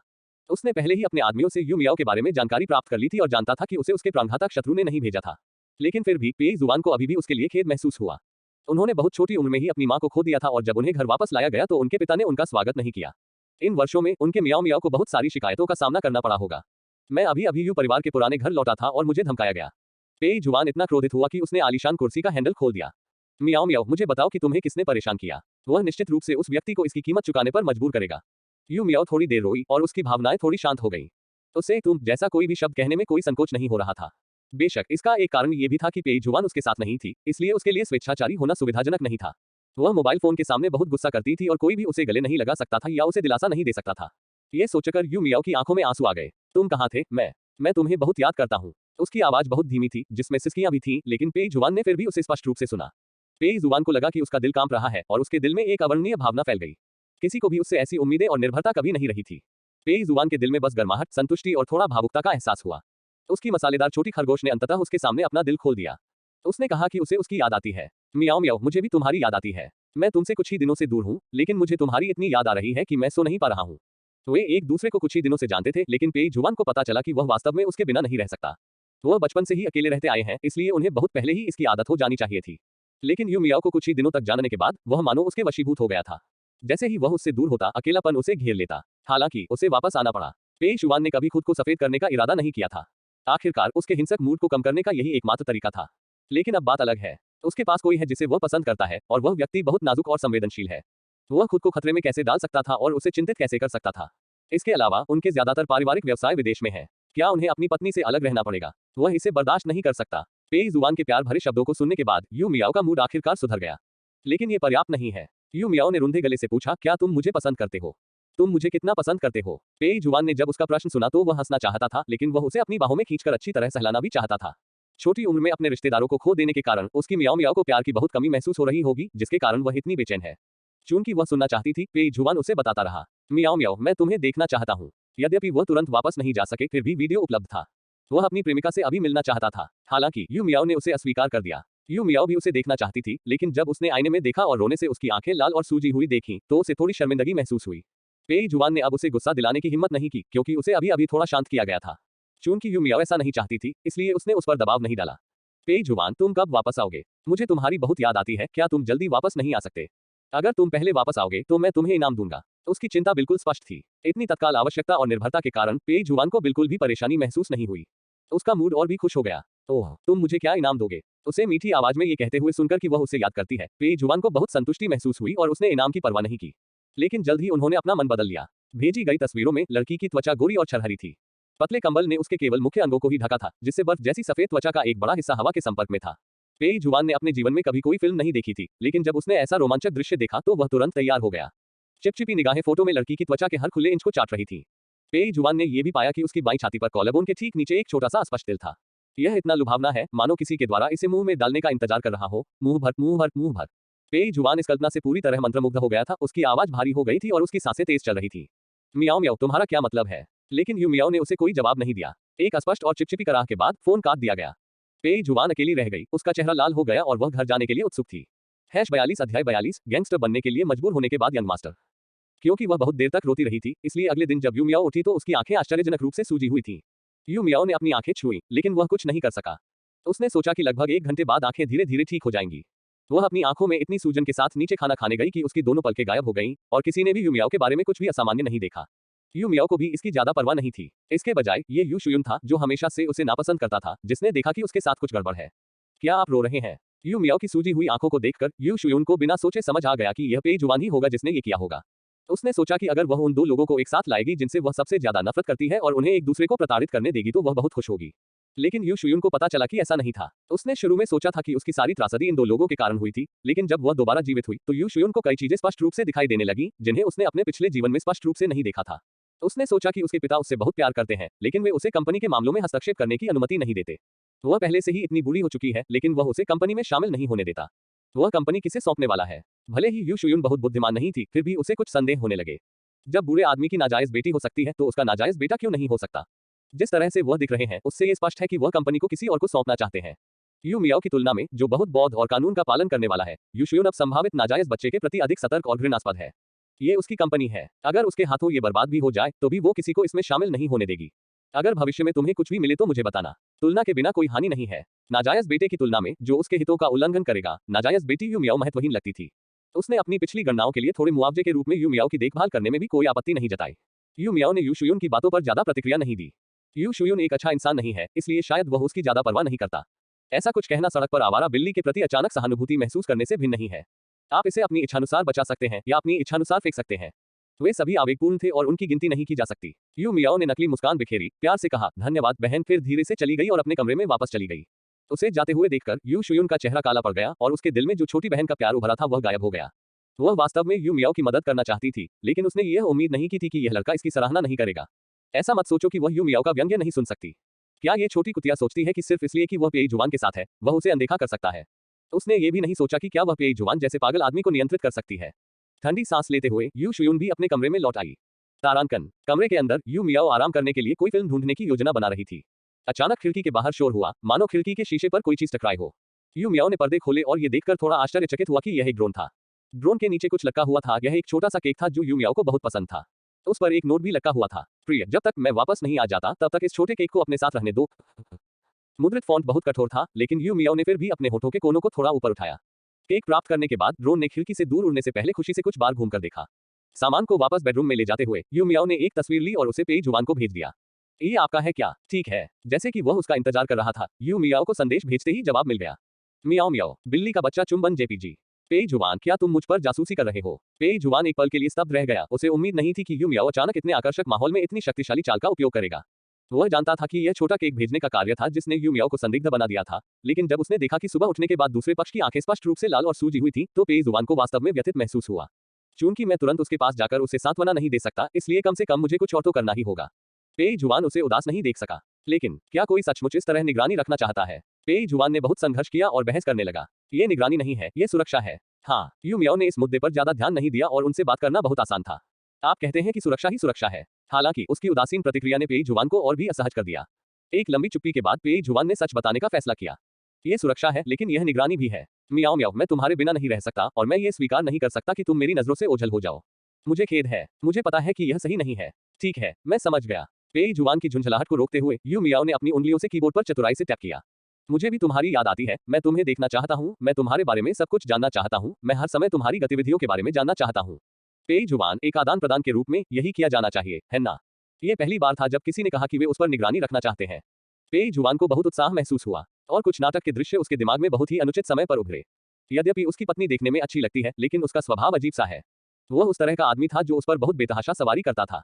सचमुच बहुत मार्मिक। इस बात से पूरी तरह अनजान की पेई जुआन का दिमाग बकवास से भरा हुआ था। यू मियाओ ने पेई जुआन द्वारा उसके लिए रिकॉर्ड किए गए वीडियो को देखते हुए केक को छोटे छोटे टुकड़ों में खा लिया। सब कुछ कहने और करने के बाद पेई जुआन आज्ञाकारी हो गया। चाहे वह कहीं भी हो या कुछ भी कर रहा हो, उसे हमेशा यू मियाओ को रिपोर्ट करना याद रहता था। इसके साथ जो भेजा गया वह या तो फोटो या वीडियो था। वह हमेशा चिपका रहता था और जब उसे एहसास हुआ कि उसकी पत्नी भी उसके लिए उतनी ही उत्सुक है, तो पेई जुआन ने और भी अधिक बार संदेश भेजना शुरू कर दिया। जिन दो लोगों को बुरे व्यक्ति ने अपने रिश्ते को आगे बढ़ाने के लिए छोटे से बगीचे में रहने के लिए मजबूर किया था, वे मूल रूप से अपने अपने कामों में व्यस्त थे। हालांकि यू मियाओ के डेस्क पर फोन पर लगातार आने वाले पॉप अप संदेशों को यू शुयून ने अभी भी देखा था। यद्यपि वह संदेश की विषय वस्तु नहीं देख सकी, लेकिन यू शुयून ये देख सकती थी कि उसे किसने भेजा था। ये सब पेई जुआन है। इसमें और यौन उत्पीड़न में क्या अंतर है? यह आदमी सचमुच पूर्णतः पागल है। यू शुयून ने सोचा कि यू मियाओ घबरा कर गिर पड़ेगी और फोन फेंक देगी, लेकिन लाल चाय की एक घूंट पीने के बाद उसने शांति से फोन उठाया और अपनी अभिव्यक्ति बदले बिना पेई जुआन के संदेश का जवाब दिया। क्या तुम उससे नहीं डरते? यू शुयून को अविश्वास हुआ। पेई जुआन के परेशान करने वाले टेक्स्ट संदेश उसके आदमियों के संदेशों से भी अधिक पागलपन भरे थे। यू मियाओ कैसे शांत रह पाया? बहन, क्या आपने मुझे उसके साथ रहने के लिए नहीं कहा था, वरना मैं मुसीबत में पड़ जाऊंगी। यू मियाओ ने मासूम चेहरे से कहा। यू शुयून, हालांकि उसने ऐसा कहा नहीं था, पर ऐसा लग रहा था कि वह यही कह रही थी। पर क्या तुम कुछ ज्यादा ही शांत नहीं हो? यदि आप ऐसा करेंगे तो मैं मूर्ख लगूंगा, क्योंकि पिछले जन्म में मैं इस बात से परेशान था। #43 अध्याय 43 गैंगस्टर बनने के लिए मजबूर होने के बाद युवा मास्टर। मुझे देखने दो कि तुम क्या बात कर रहे हो। यू शुयून ने अपना हाथ बढ़ाया और यू मियाओ से पूछा। उसकी नजर में यही उसका घर है। यू मियाओ उसके घर आती है, उसके घर खाती है और उसके पैसे खर्च करती है। तदनुसार आपको उसकी बात आज्ञाकारी रूप से सुननी होगी। हालांकि नाजायज बेटी, जो हमेशा से ही अच्छी व्यवहार वाली और आज्ञाकारी रही थी, ने हमेशा की तरह इस बार अपना फोन नहीं सौंपा। लेकिन मैं नहीं चाहता। मुझे क्या करना चाहिए? यू मियाओ ने अपने पैर पार किए और शांत स्वर में बोली। हालांकि भले ही उसका स्वर शांत था, वह बहुत घमंडी लग रही थी। इतने वर्षों में ये पहली बार था कि यू मियाओ ने उसके सामने अपना भेष उतारा। यू शुयून ने उसे अचंभित होकर देखा और चौंकने के बाद वह क्रोधित हो गई।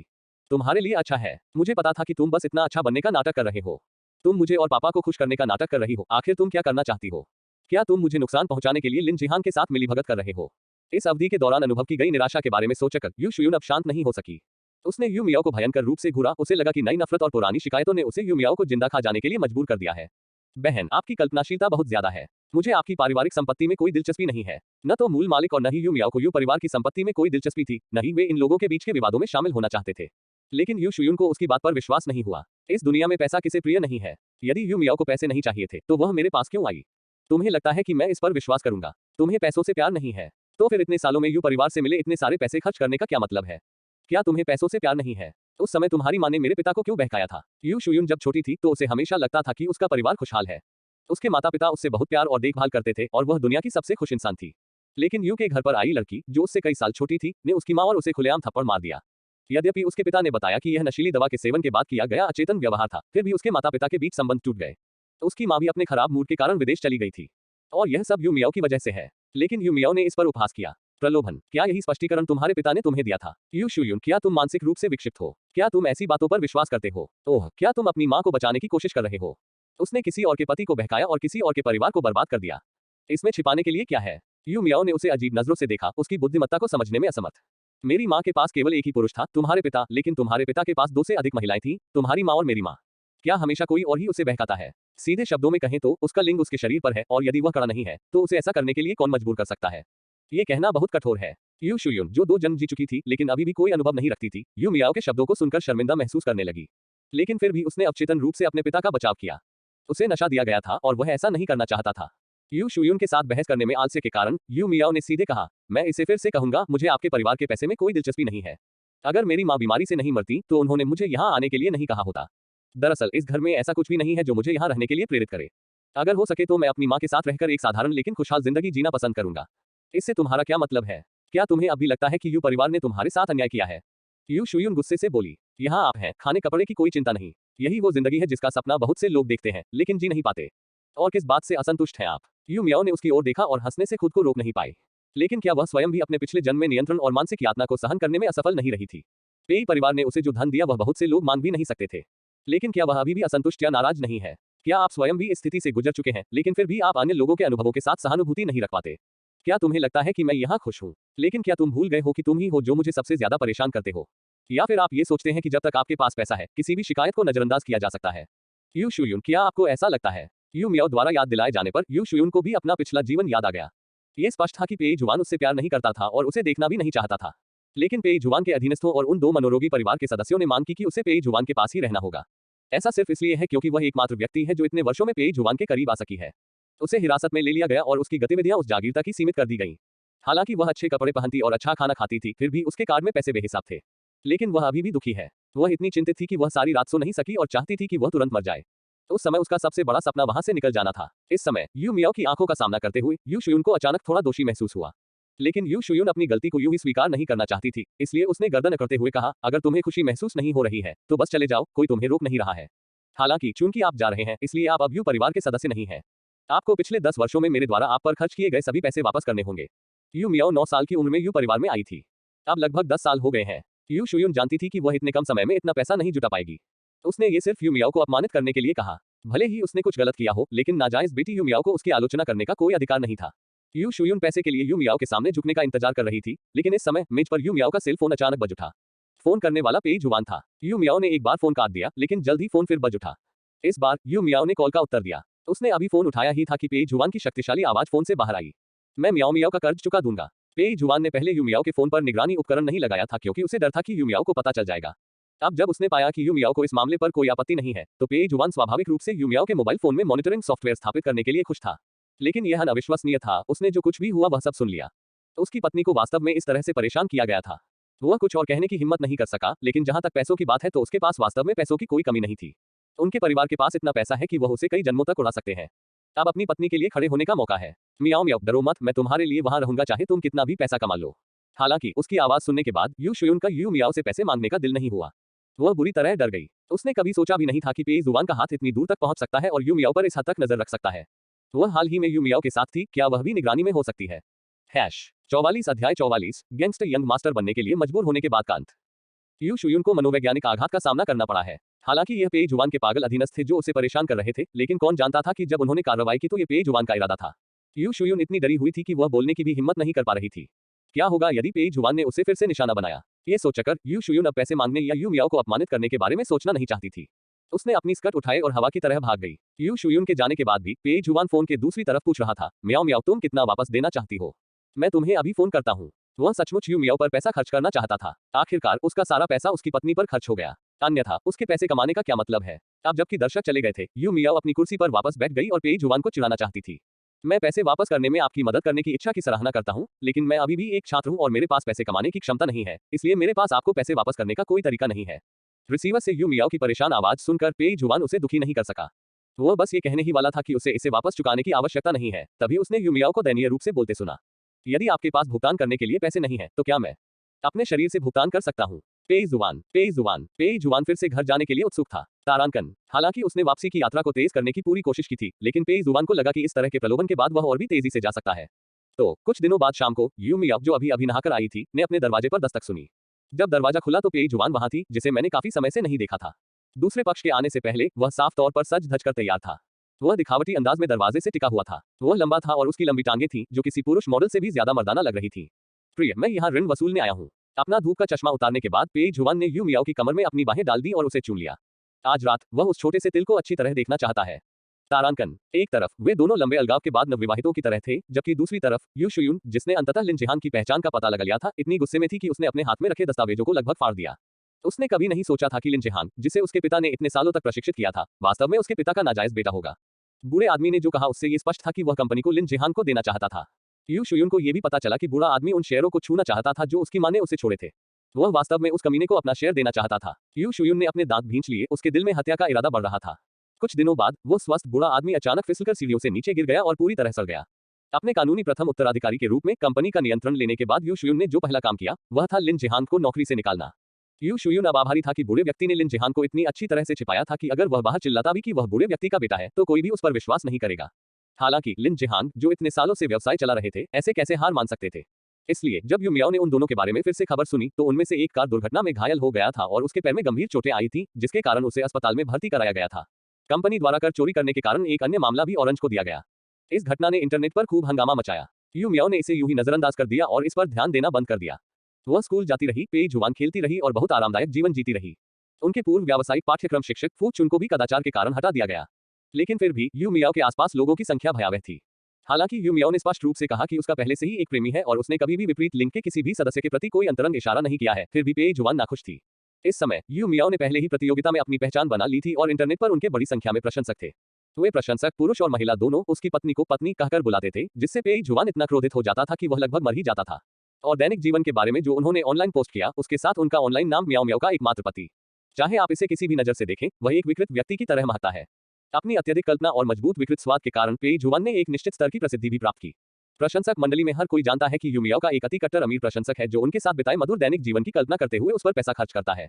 सबसे महत्वपूर्ण बात यह है कि उन्होंने बहुत ही विश्वास के साथ बात की और उन्हें गहरा जहर दिया गया होगा। किसी को यकीन नहीं हुआ। सब पेई जुवान को एक ऑनलाइन इलेक्ट्रॉनिक पालतू जानवर की तरह मानते थे। वे रोजाना ऑनलाइन जाकर उसके अपडेट पढ़ते और हर बार खूब हंसते। एक दिन उन्होंने इंटरनेट पर यू मियाओ की आधिकारिक घोषणा देखी और अमीर खाते ने भी इसे अग्रेषित किया। दोनों की तस्वीरों में दोनों के हाथ अंगूठियों सहित एक दूसरे से जुड़े हुए दिखाई दे रहे हैं, बस अलग अलग कोनों से। इन दोनों ब्लॉग पोस्ट को देखने के बाद सभी प्रशंसक दंग रह गए।